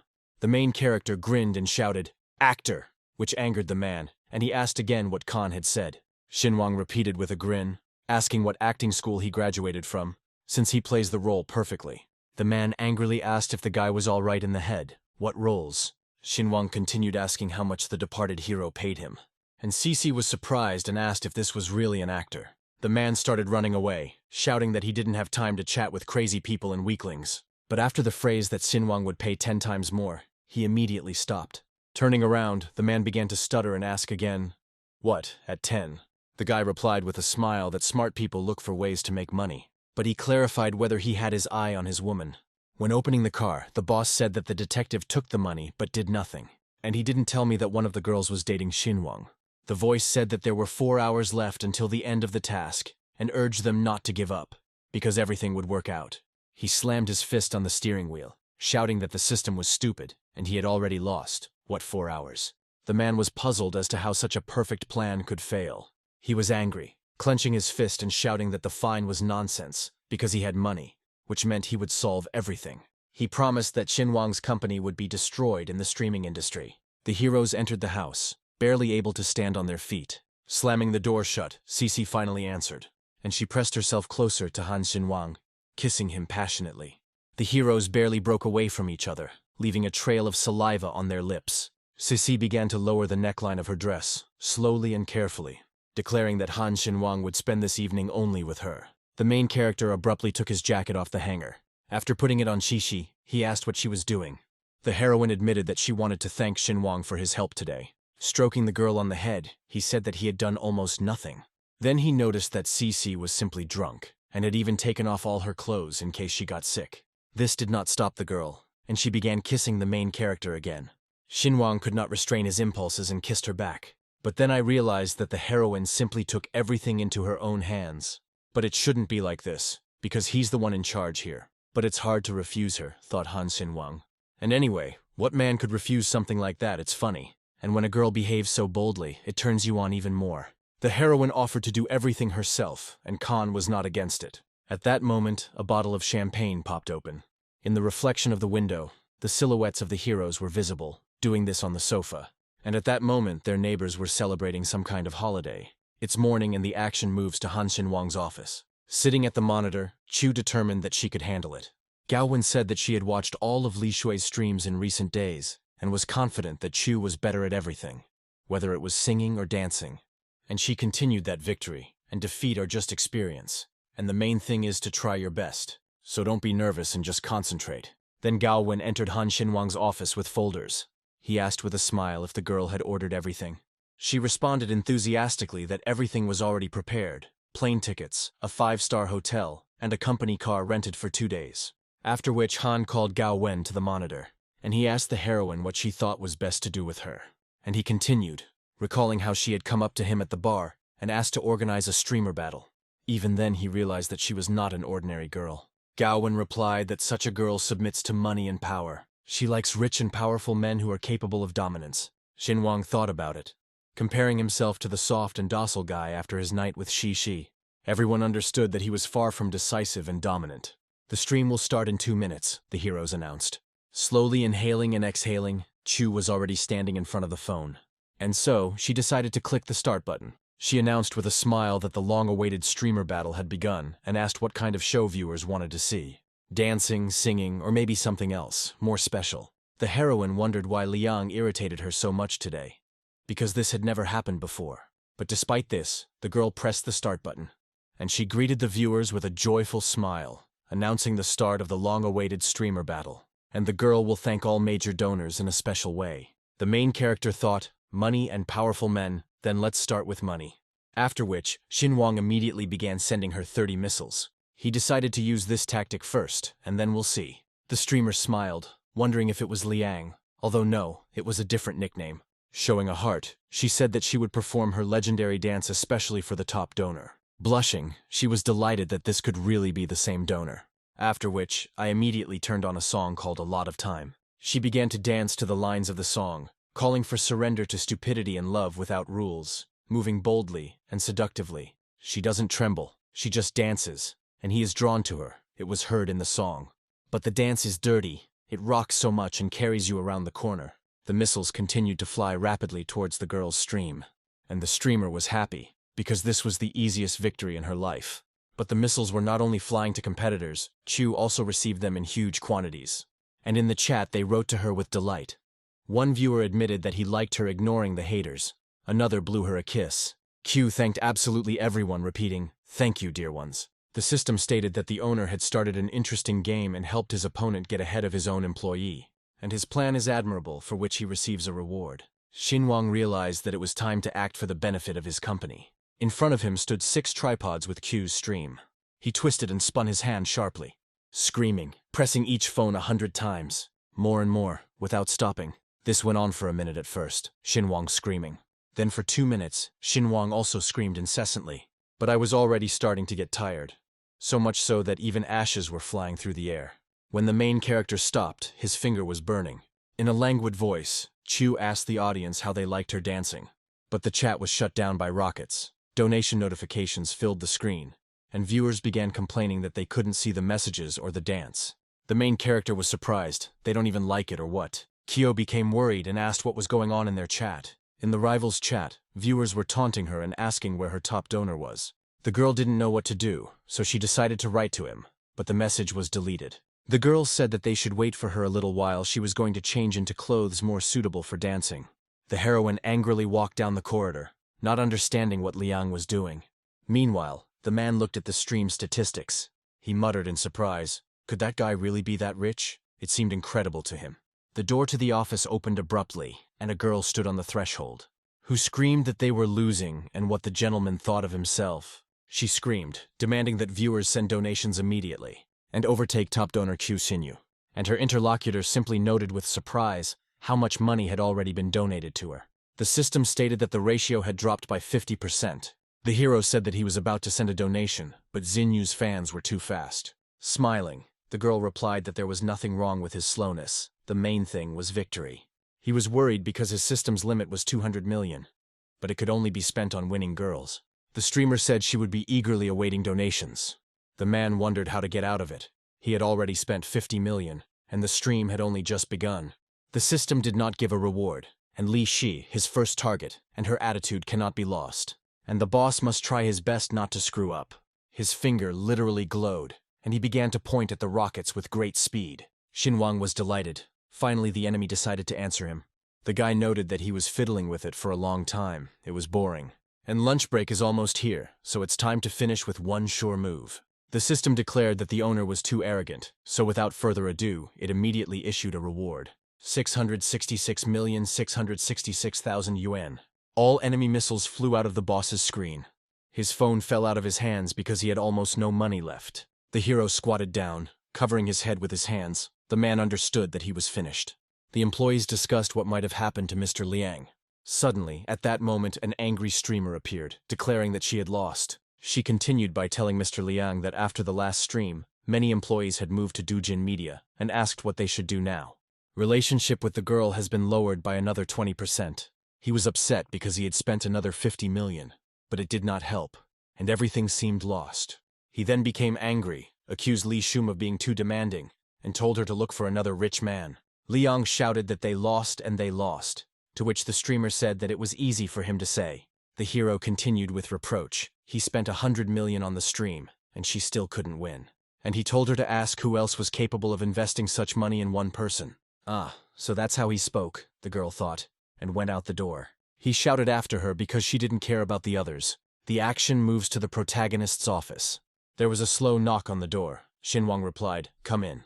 Gowwen happily reported that Li Shui had decided to resign, bringing fresh news. The hero thought, although he expected this, he didn't think that she would decide to quit so quickly. The guy said that he would make Li Shui an employee of his company. The girl was indignant that she was proud, and that it would be difficult to do business with her. Xinhuang assured her that she would be a valuable employee, and that Gowwen should prepare for the auction.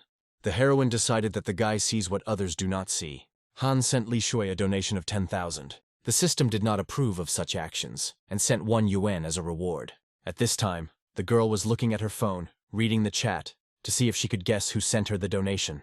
She didn't understand how she should do this, and at that very second the answer came that it was Han Xinhuang. The heroine's mouth fell open, perplexed as to why that same Han Xinhuang was donating to her. The guy texted Li Shui that he had reserved a separate table for them at the restaurant, and that they could have lunch instead. The elevator opened with a characteristic sound. Li Shui came out of it, deep in thought. It turns out that Han Xinhuang was donating to her all this time.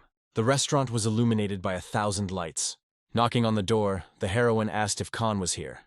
Smiling, the main character said that they hadn't seen Lu for a long time.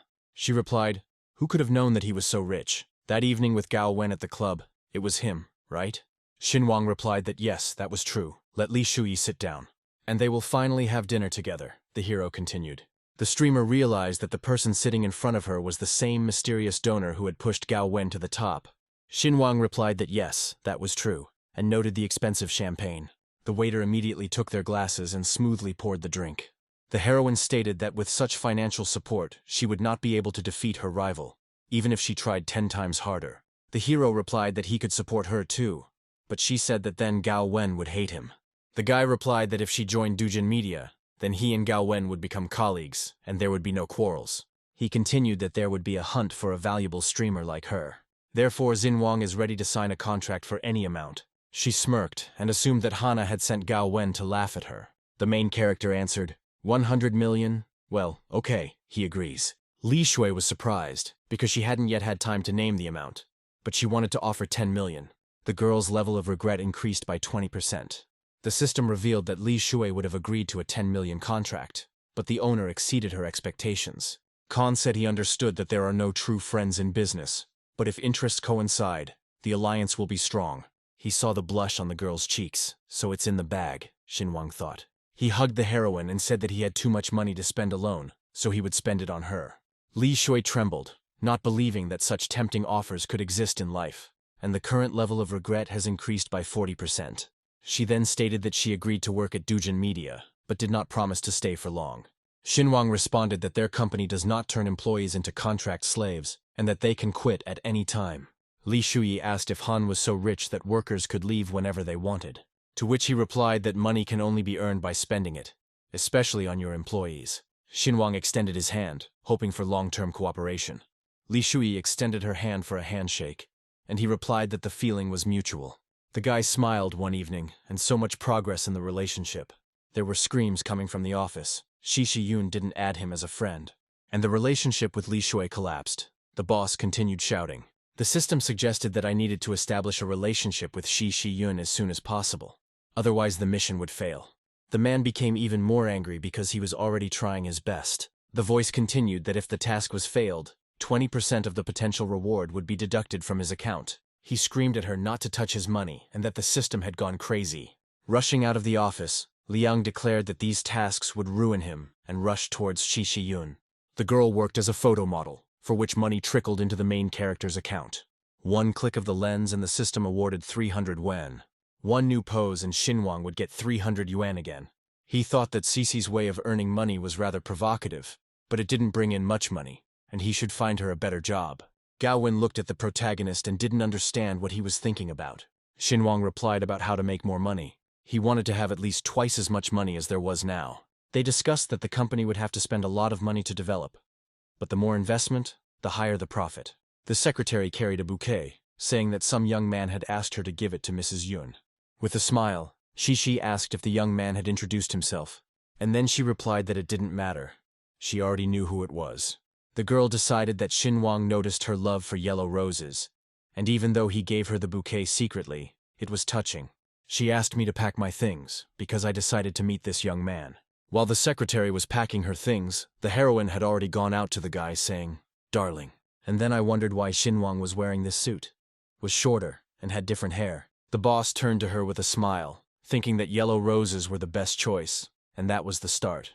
The heroine froze, realizing that in front of her was not Xinhuang at all, but some strange guy with an idiotic smile. She didn't want this stranger to come closer. The man approached Mrs. Yun and asked if she liked his gift of yellow roses. The heroine was very upset and asked if it was he who gave them to her. He replied that he had noticed her photos with yellow roses on social media and decided that she liked them, so he gave them to her. But the relationship dropped by 20%. Liang was puzzled. What the hell? The heroine returned the gift, and he replied that it did not oblige her to anything, but that flowers simply suited her very well. Cece asked what he wanted to talk about, and the interest rates kept falling. She then assumed that the boss had come to offer her a modeling job. The hero thought about it, because his proposal was simple and modest, and the relationship had no further hope of improving. But the level of relations constantly fell, no matter what he did. The girl replied that her boyfriend would not be delighted. So there is no need to get acquainted, and she will return to work. Liang decided that he shouldn't have been stingy with women, and should have realized earlier how important it was to spend enough money on them. The system stated that the current relationship level with Shishi Yun was -75%, and if it dropped to -90, the quest would automatically fail. He fell to the floor, clutching his head, and screamed in despair that the wealth system only brought failure. The plane takes off into a clear sky above a modern airport, illuminated by the sun's rays. The boy and girl walked out of the airport and slowly moved forward. A luxurious car appeared in front of them, shining brightly. The driver holding the door said that he had to escort Ms. Gowwen and Mr. Han Xinhuang to the hotel. And then they will go to dinner in honor of the auction. In response, Xinhuang only smiled. The car pulled up to the hotel, and the driver carefully opened the door. The driver informed Mr. Han that he would contact him half an hour before the event began. 4 people in an elegant setting stand at the stairs, greeting the heroes. One of them said that the gentleman and lady's luggage had already been delivered to their room. The elevator door slammed shut, and the 2 men began to discuss Zhang Li, calling him a traitor who is selling out cultural values. One of them said that Zhang Li could buy any lot if he liked the item. Anyone who tried to put a spoke in Zhang Li's wheel would end up with broken arms and legs. The elevator arrived and the 2 gossips walked away. Gowwen noticed that, judging from their conversation, that man would be difficult to deal with. Xinhuang replied that he could not tolerate traitors and would buy any lot he wanted. The girl wondered if he was afraid that they would simply deal with him. Han replied that Zhang Li wouldn't dare approach him, since he hadn't just pumped up his stat points for nothing. And most importantly, the guy is confident that this time he will earn a lot of money. The man sat at a large monitor and watched the heroes.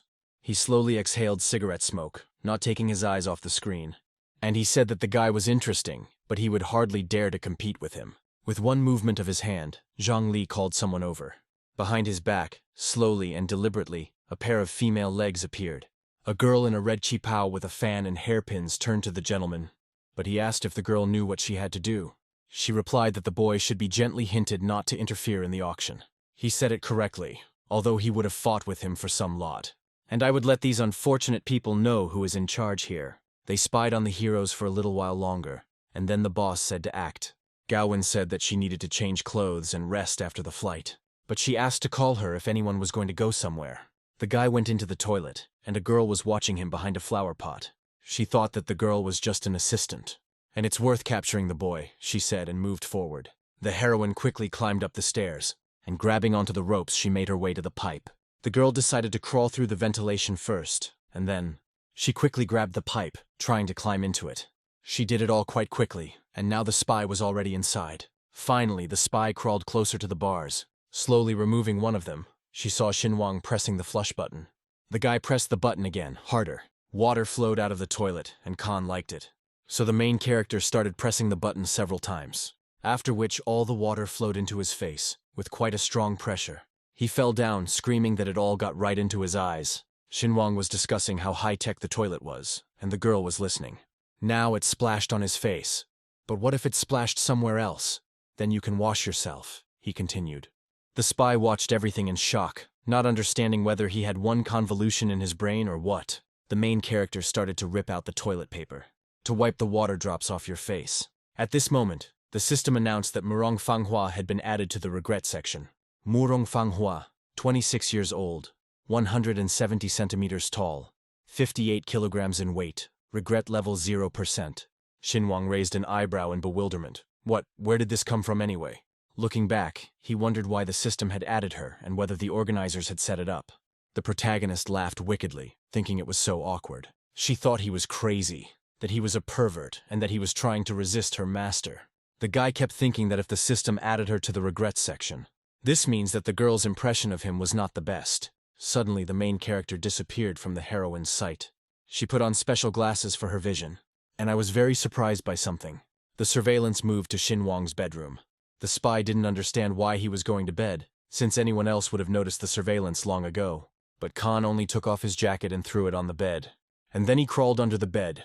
Murong did not understand such actions, so I decided to focus my glasses. How the focus went straight to the protagonist's butt. The girl's mouth fell open, either in surprise or disgust.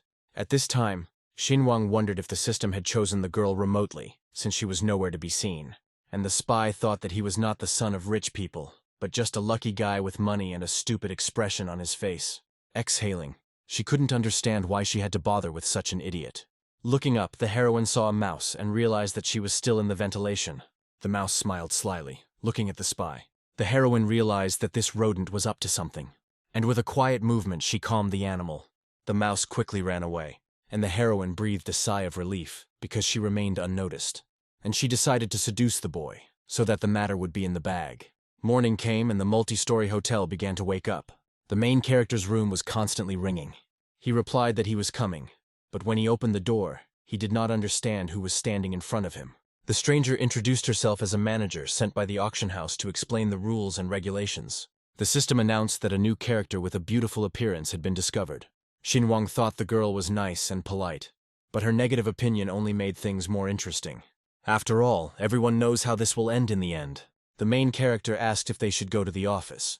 The girl replied that no, and that they could do it in the room. Opening the door slightly, Khan agreed, as it would be much more convenient. The regret level dropped by 10%, and the system silently recorded the change. Murong thought about it, even though the guy seemed pathetic and stupid from the outside. But now that she saw him closer, Xinguang was not even that bad. The hero offered her a seat and asked if she would like water, juice, or wine. The lady replied that no, and suggested having a little fun. A smile appeared on Xinguang's face, and he thought, so that's how it is. Then he slumped on the girl's shoulder, saying that he felt dizzy. The heroine thought, realizing that even though she was a beauty, she was not at all interested in idiots.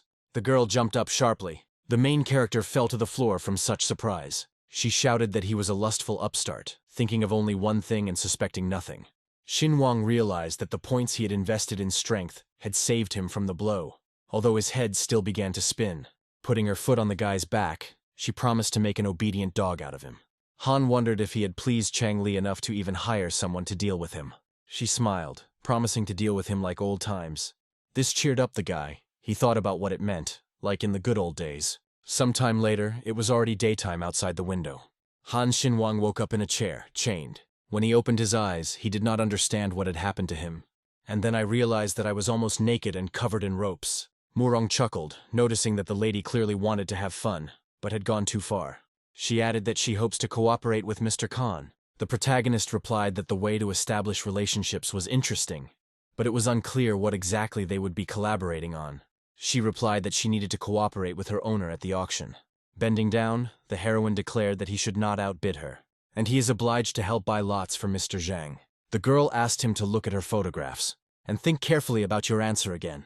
After all, Some of these photographs were quite explicit. Xinhuang replied that the angle was indeed good. But I would like to know where exactly they are going to send these shots. Murong shouted, not hiding her anger. Isn't he afraid that because of these photos his reputation will suffer and he will go bankrupt? After all, she has the power to stage these photos in such a way that Khan will definitely not be in the best light. Then she asked if he was pretending to be indifferent in order to maintain his decent reputation as a rich man. The guy replied that he was not rich at all, he just had some savings. But he was far from being truly rich. And let them post photos, he doesn't care, and asked if this was the only threat. She was perplexed why he wasn't afraid for his reputation, since usually rich people are ready to do anything just to delete a photo. The main character said that his head stopped spinning. After these words, Xinhuang tensed up and began to tear the ropes. When they were finished, Khan straightened up. The girl turned completely red and stood in shock. The guy came closer to her and put one hand on the wall, and with his other hand he threw the tablet away. He sternly warned that without his permission, Ms. Murong would not be able to publish the photographs. The heroine trembled all over, realizing how close he was standing, strong, pumped up, attractive, like a martial arts master. He also learned everything about the participants and works as a specialist. And he even managed to reveal her identity. Xinhuang knew that the information from the system was already sufficient to act confidently. The girl's level of regret increased by 5%. She exhaled and said that she could not have posted these photos without his knowledge. Sitting down on the bed, Khan said that the mercenary had sensibly assessed the enemy's strength and decided not to engage. He also warned that he knew her weight, height, and features, so if something happened to him, her career would be over. After speaking, Han Xinhuang reached for his tablet, and he began to scroll through his photos, noting that he would even post some of them. The heroine blushed, realizing that the guy would now demand something. The guy replied that he had been photographed. It would be fair to take a photo of her in response. Murong became angry, realizing that this rich man was a real pervert. The heroine abruptly snatched the book from the table. She started to leaf through it and fold origami. The result was a full-fledged paper dagger. Murong ran at Xinhuang with all her speed, but he dodged. Lying on the bed, the guy grabbed the girl with his leg. Having turned her over onto her back, Xinhuang sat on her. The girl screamed, "Let him kill her if he had the strength." Khan asked, confused, why kill, since it was prohibited by law? And why is she unaware of such simple things? From this moment on, the heroine must listen to all of Xinhuang's orders. The girl's regret level increased by 5%. The protagonist was surprised, deciding that she was a masochist and liked being controlled. And I decided that it was definitely worth saying something like that. He continued, threatening that if she resisted, he would tie her up and whip her. The level of regret increased again, but this time by 15%. Murong replied that she understood everything, but hoped that Xinhuang would simply die. Taking a whip, the guy declared that if he died, he would take the lady with him. After which Xinhuang began to quickly type something on his phone. The girl asked in surprise what he was doing. The main character replied with a smile that he was making someone worry unnecessarily. The heroine's level of regret increased by 5%. A courier arrived at the door of Xinhuang's room. The protagonist brought a black bag and ordered Murong to get dressed. And he asked not to ask stupid questions, but to simply follow orders. The girl gasped, looking into the bag, and Khan announced that he was giving her 3 minutes to change and start posing. Otherwise, the spy will face severe punishment, the guy threatened. Taking the package, Murong replied that she didn't want to, but she was being forced to. The camera lens was pointed at the girl and the flash turned on. First, a black bodysuit with a red scarf and gloves, complemented by an insect-shaped hat. The guy liked this costume and took pictures of Murong from different angles. The girl continued posing, but did not understand what kind of costume it was. But it's good that at least you don't have to wear it on a permanent basis. Red bodysuit with black ears, bow and cuffs, in the style of a playful bunny. A red medical uniform with black buttons and white crosses, complete with 2 large syringes. A white cap with a gold badge. A dark blue uniform with shoulder straps and a white skirt. A pistol and handcuffs. Xinhuang shouted that heroes who save the world should not look so gloomy and ignore their feelings. Stroking Murong's face, he said that with her figure she could cosplay as Ultraman, and told her to change without whining. The girl's regret level increased by 10%. The heroine asked to change into normal clothes, but the main character just licked his lips, saying that it was too erotic, and the girl definitely decided that he was a real pervert. At the same time, its level continued to increase significantly. After turning off the tablet, he said that there were enough photos, and now they were even. Khan admitted that he took the photos on her tablet, but decided to buy it so as not to transfer the pictures. And he continued, offering 500,000 without bargaining, adding that the item was already used. Murong realized that the proposed price was much higher than the cost of the tablet, and such a benefit could not be ignored. Xinhuang suggested not to hold a grudge after everything that had happened, but added that he still had to settle accounts with her owner. But the heroine admitted that he was not even close to Mr. Zhang. The guy laughed and said they would watch it again. The heroine covered her mouth with her hand, asking if he was really going to torture her. He thought about it. As soon as a hint of masochistic tendencies appeared, her heart began to literally jump out of her chest. And then he said that his name was Han Xinhuang, and that he would fight to the very end, ordering that this message of his be conveyed. She was surprised that they were letting her go so easily. What an idiotic decision. The hero chuckled, confident that he would not cause any trouble, and allowed him to return to his master. Murong shouted at this overconfident rich man not to dare look down on her. And the door slammed behind the heroine. She walked down the corridor, completely angry. In the corridor, the girl crossed paths with Gowwen. After that, the heroine turned around, thinking, "This girl? Strange." Trying to shake off her thoughts, Gowwen knocked on the door. Xinhuang said right from the start that they had a new enemy. This surprised the girl, but she entered the room. Then she began to speculate if this was the same Zhang Li who resold traditional jewelry overseas. It is not surprising that he is ready to do anything to achieve his goals. Putting on his suit, Khan decided to make friends with this man at today's banquet. Zhao awkwardly asked if that woman was really a murderer, and if he wasn't afraid for his life. The protagonist replied that he was not a weakling who could be easily intimidated, stroking her on the head. And he added that that woman would still serve them against her master. Khan noticed that she looked great lately, and asked if she had had plastic surgery, noticing that her nose had become thinner. The system was indignant, declaring that the owner was already playing around too much, praised Gowwen's beautiful nose and gave a reward, ordering him to pamper the girl. Turning sharply, the heroine ordered them to go, as the car was waiting for them. And he thought that he had always treated her like an older sister, and had not noticed her beauty, deciding to remember to raise her salary upon his return. At night, the majestic building glowed from within with a warm light, rising under the starry sky. 2 luxury cars, a Rolls-Royce and a Bentley, sped down the night road. One of the cars stopped, and the driver wished the heroes a good evening. 2 people walked arm in arm along the sidewalk, sparkling in the night. He in a formal suit, she in a daring outfit. They entered the luxurious hall, and 3 people stood at the foot of the grand staircase. Gowwen and Xinhuang raised their glasses of wine by the high windows, illuminated by soft light. The heroine noticed Zhang Li and told the guy about it. A man in a dark purple robe sipped his wine slowly, watching the proceedings with serene grace. The Khan said not to be distracted by the scoundrel, and suggested enjoying fine wine and pleasant company. He is destined for defeat, and therefore he does not intend to waste a minute of his time on it. The girl smiled, noting that the boss was right, and they raised their glasses to their health. In a luxurious hall with marble walls and a wide staircase, the 4 participants of the evening stood frozen with glasses of wine. Because Zhang Li noticed the heroes, his gaze turned to them, as if anticipating the next move. The gentleman recalled his question about the outfit.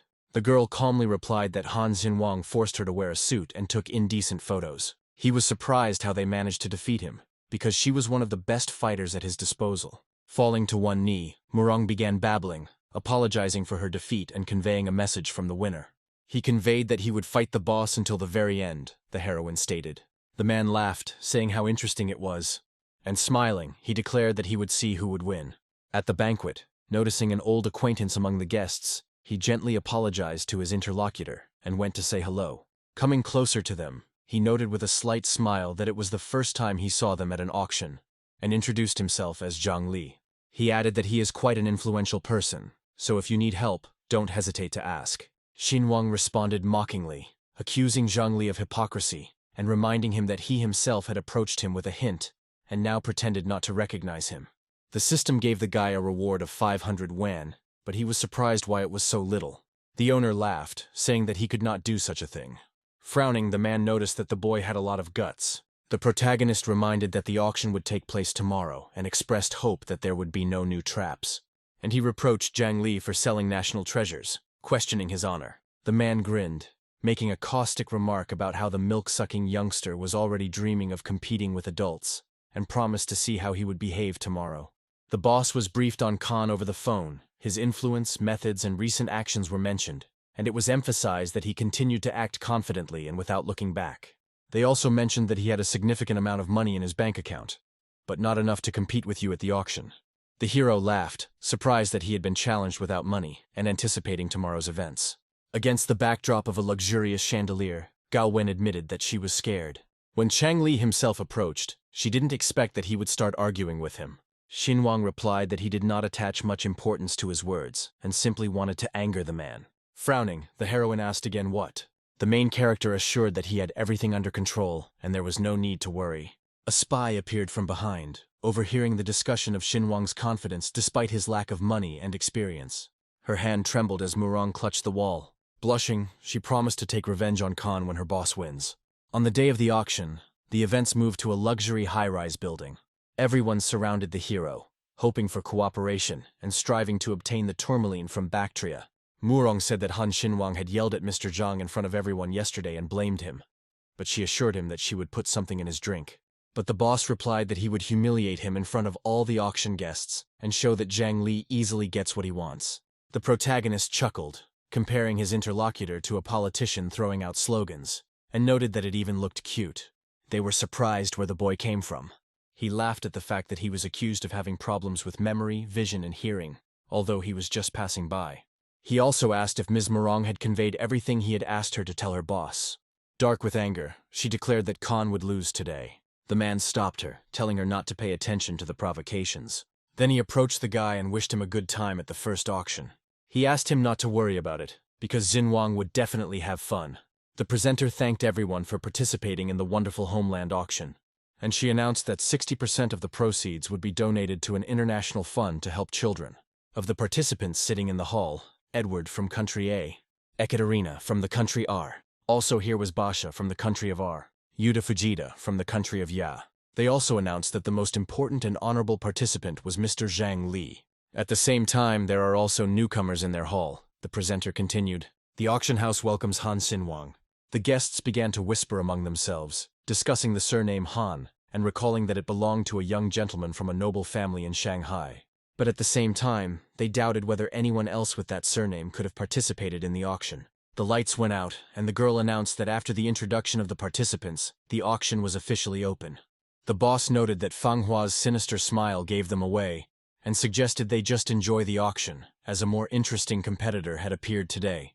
The host announced that the first lot was the Song Dynasty Phoenix song with a starting price of 800,000 yuan. Mrs. Ekaterina made the first bet.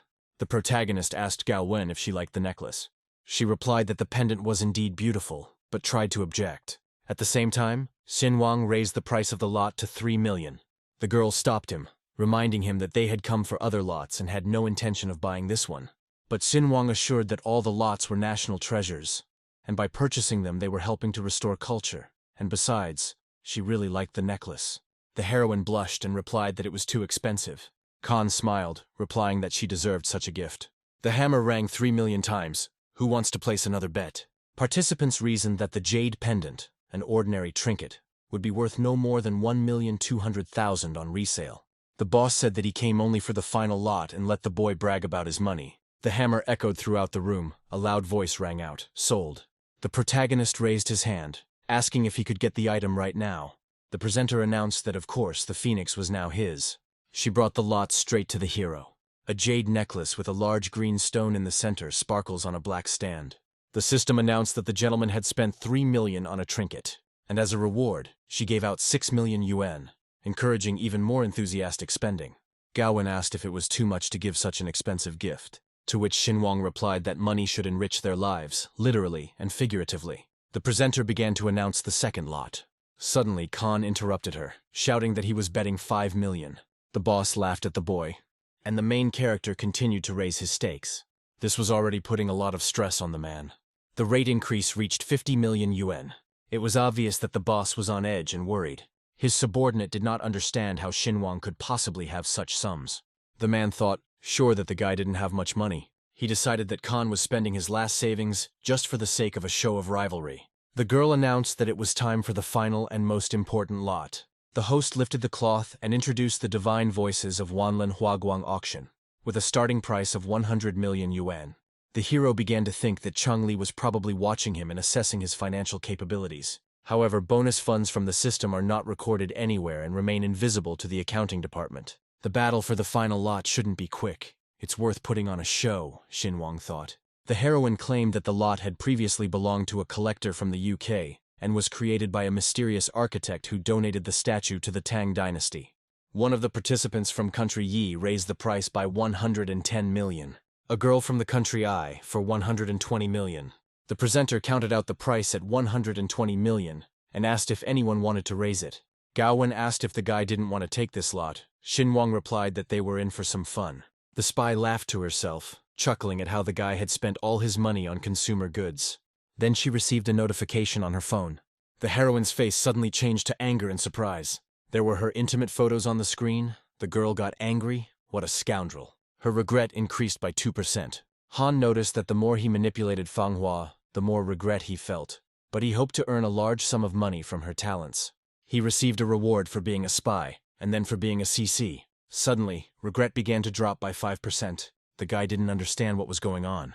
The heroine was angry, calling him a fool for trying to blackmail her with an unsuccessful photograph. She wouldn't mind posing for a more erotic photo. Xinguang asked if he would continue to lose regret. To this, the system responded that until the regret reached 99%, any wrong actions would reduce the indicator's value. Regret rose and fell, and the hero wondered what was going on in the girl's head because of one photograph. The presenter banged the gavel, calling on the participants to compete for the lot worth 120 million. The boss chuckled, calling Xinyan a soft show-off, and initially decided to give up the lot to Footsuit, but then remembered that he wanted to demonstrate his full strength. The man raised the price of the lot to 130 million yuan. After this act, Khan immediately raised the price to 140. The boss turned around, and the protagonist mentally addressed the older participant, provocatively offering to raise the bet since he came here for fun. The system announced that the owner was astonishingly proud today, awarded him 1 million yuan, and urged him to continue in the same spirit. The heroine screamed 140 million times. She continued the bidding, announcing 140 million, and expressing surprise at the lack of new bidders. The old man thought that it was all his fault if he hadn't fallen into that lady's trap then. Having exhaled, he finally made up his mind and said, "Come what may." And he raised the price of the lot to 150 million. The main character chuckled and said, "Oh, what a twist." The boss was angry because after the annoying boy, an old man from abroad also intervened in the fight. "The jokes are over," he declared. "Let the heroine put poison in Xinguang's drink." But Murong thought that she should have chosen a photo with her dress lifted up even more to make it work, and decided to remove the obstacle for the sake of her boss. She smiled, noting that his shibari technique was not bad, despite his bad taste. The man yelled, asking why the spy was smiling. The heroine replied that she was simply thinking about how best to carry out her boss's orders. "Does the boss really want to get rid of him?" she asked again. The man shouted, wondering if Murong had suddenly gone deaf. She was upset because the boss was furious and demanded murder, and she doubted whether it was worth doing. The presenter repeated the price of the lot, and immediately someone appeared who wanted to interrupt her. It was Han Xinguang. Even the boss was surprised by such a stunt. Where else could he get promoted? The guy asked why they were staring at him like that, since he was just waving a fan, and it suddenly became hot. The man got angry. This idiot clearly ran out of money. The girl started counting the price of the lot, and if there were no more proposals, she swung the gavel.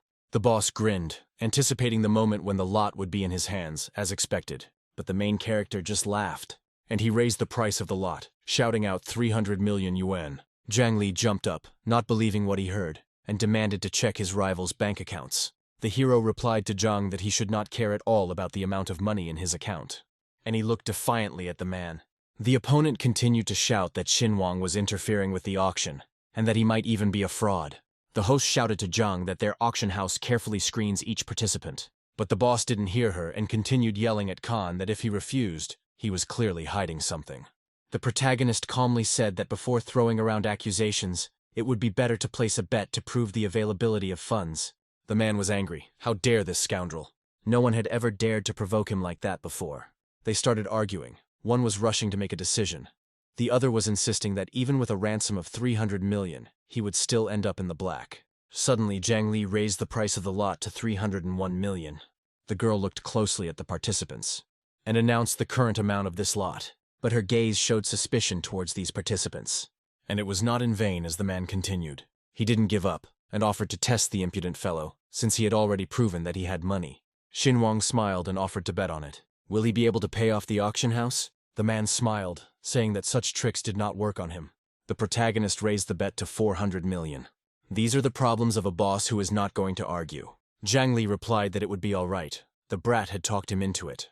In response to a question about the bet, the guy replied that the loser would grant the winner any wish. The boss was surprised that he spoke so calmly about money, and did not believe that he really had 300 million. Xinguang said everyone was trying their best to pretend. It's as if everything is under control, and he is amazed by such calm. The protagonist stood up and said that silence was a sign of consent. The hero narrowed his eyes, watching the brat. And then he said that he wanted to make sure that he really had 300 million. He asked if the presenter could scan the code and check the amount of money on his balance. The girl replied that she was hearing about this for the first time and needed to consult. Zhang Li burst out laughing and asked him if he wanted to publicly embarrass himself by scanning the code in front of everyone. To this the guy replied, "It's so sad. Not everyone is given the opportunity to use common sense." And he reminded that for every fish there is a bigger fish. The presenter was discussing something on the phone and said that she understood. She replied that the auction house's financial department had assured her of this. His funds will be handled properly and nothing will happen to them. In agreement, the protagonist closed his eyes, and holding out his mobile phone, he said that she could scan it. He applied the terminal to the code, and the heroes waited a bit. A few seconds later it was announced that 300 million had been transferred. All participants in this auction rose from their seats, and the boss snatched the terminal from the girl's hands, shouting, "It's impossible!" He looked at the terminal, not believing that it actually displayed 300 million. The protagonist stated that Mr. Zhang understood perfectly well deep down, and he's just looking for an excuse because he lost. The presenter demanded the return of the terminal, otherwise she threatened to impose sanctions. Zhang Li shouted out that he had ordered an investigation. His sources assured him that the guy couldn't possibly have that much money, and they were never wrong. The girl replied that 300 million had just been transferred to the auction house's account, and everyone had seen it with their own eyes. The man shouted that all this was too suspicious. He felt that there was a smell of conspiracy here. The presenter responded that Mr. Zhang had violated the auction procedure, and reminded him that he had been forgiven for many things before. The man cried out, indignantly asking how they dared to talk to him like that, and he declared that everyone here had lost their fear.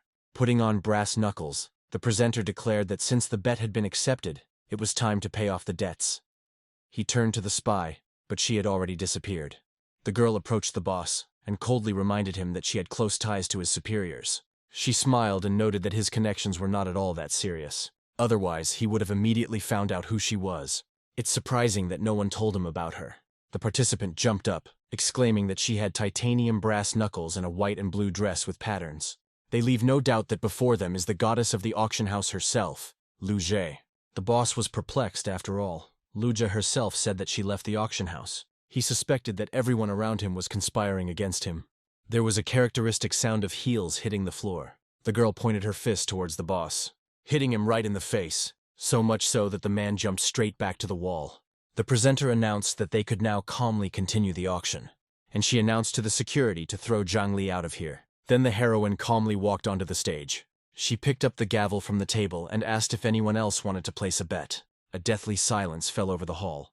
The presenter hit the gavel and shouted, "Sold," and she congratulated Mr. Han Xinguang on his purchase. The protagonist declared that this lot should be transferred to the National Treasure Museum on behalf of Han Xinguang. The girl was surprised and asked the guy again if he was sure, and he answered yes. The system announced that the owner had been extravagant today, spending hundreds of millions, but had also given generously. It was touched by his actions. Xinguang asked if there would be any rewards for this. The voice replied that it had completely forgotten because it was touched. And when the reward arrived, Khan realized that even the costs of the auction could not be covered. But he breathed a sigh of relief because he received a ton of positive emotions. The system noted with admiration that the owner was not at all concerned about the loss of hundreds of millions. What a generous soul. Gowwen asked who the main character was talking to. He replied, "Yes, just like that." And he announced that it was time for them to return. The girl gave Xinguang her hand in response to his invitation, and smiling, she answered, "Okay." The action moved to a luxurious house with many flowers. The main character entered a spacious bedroom, and he collapsed on the huge bed, still in his suit. Relaxing, he said he was finally back. Looking at his phone, he saw that Li Shui was currently feeling 60% regret. Reading the chat, he did not understand what the girl wanted from him. He read every line carefully, and he didn't understand why the girl didn't answer him. There were rapid knocks on the door.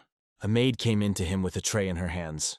The guy asked the girl what she was doing there. The tray of milk fell quickly to the floor, and the heroine held a fan in front of her. Having sat on him, she shouted that it would not be possible to simply pack up her things and leave, and he ran away. Because of him, the boss fired the girl and she has nowhere to work. Xinguang replied that yesterday she ran away so quickly that he didn't even have time to find her, so he decided to just return home. She said that he should look for a new job for her. Khan noted that she looked simply magnificent in her maid's outfit. The house was short of a maid, so she didn't need to change and could get straight to work. The girl's level of regret increased by 5%. The guy asked if she was really offended by this, since she should be kissing his feet for her behavior, that he was even willing to hire her. The level of regret has risen again. The hero said that he was giving 3 seconds to accept his offer. She hesitated, answering, "Okay." The guy said that she probably had little experience as a maid, so there would be an internship for 3 months. He will provide housing and food, but without salary. Xinguang exclaimed that he was her master in life and would remain so after death. Whether he died or not, she would forever be his servant.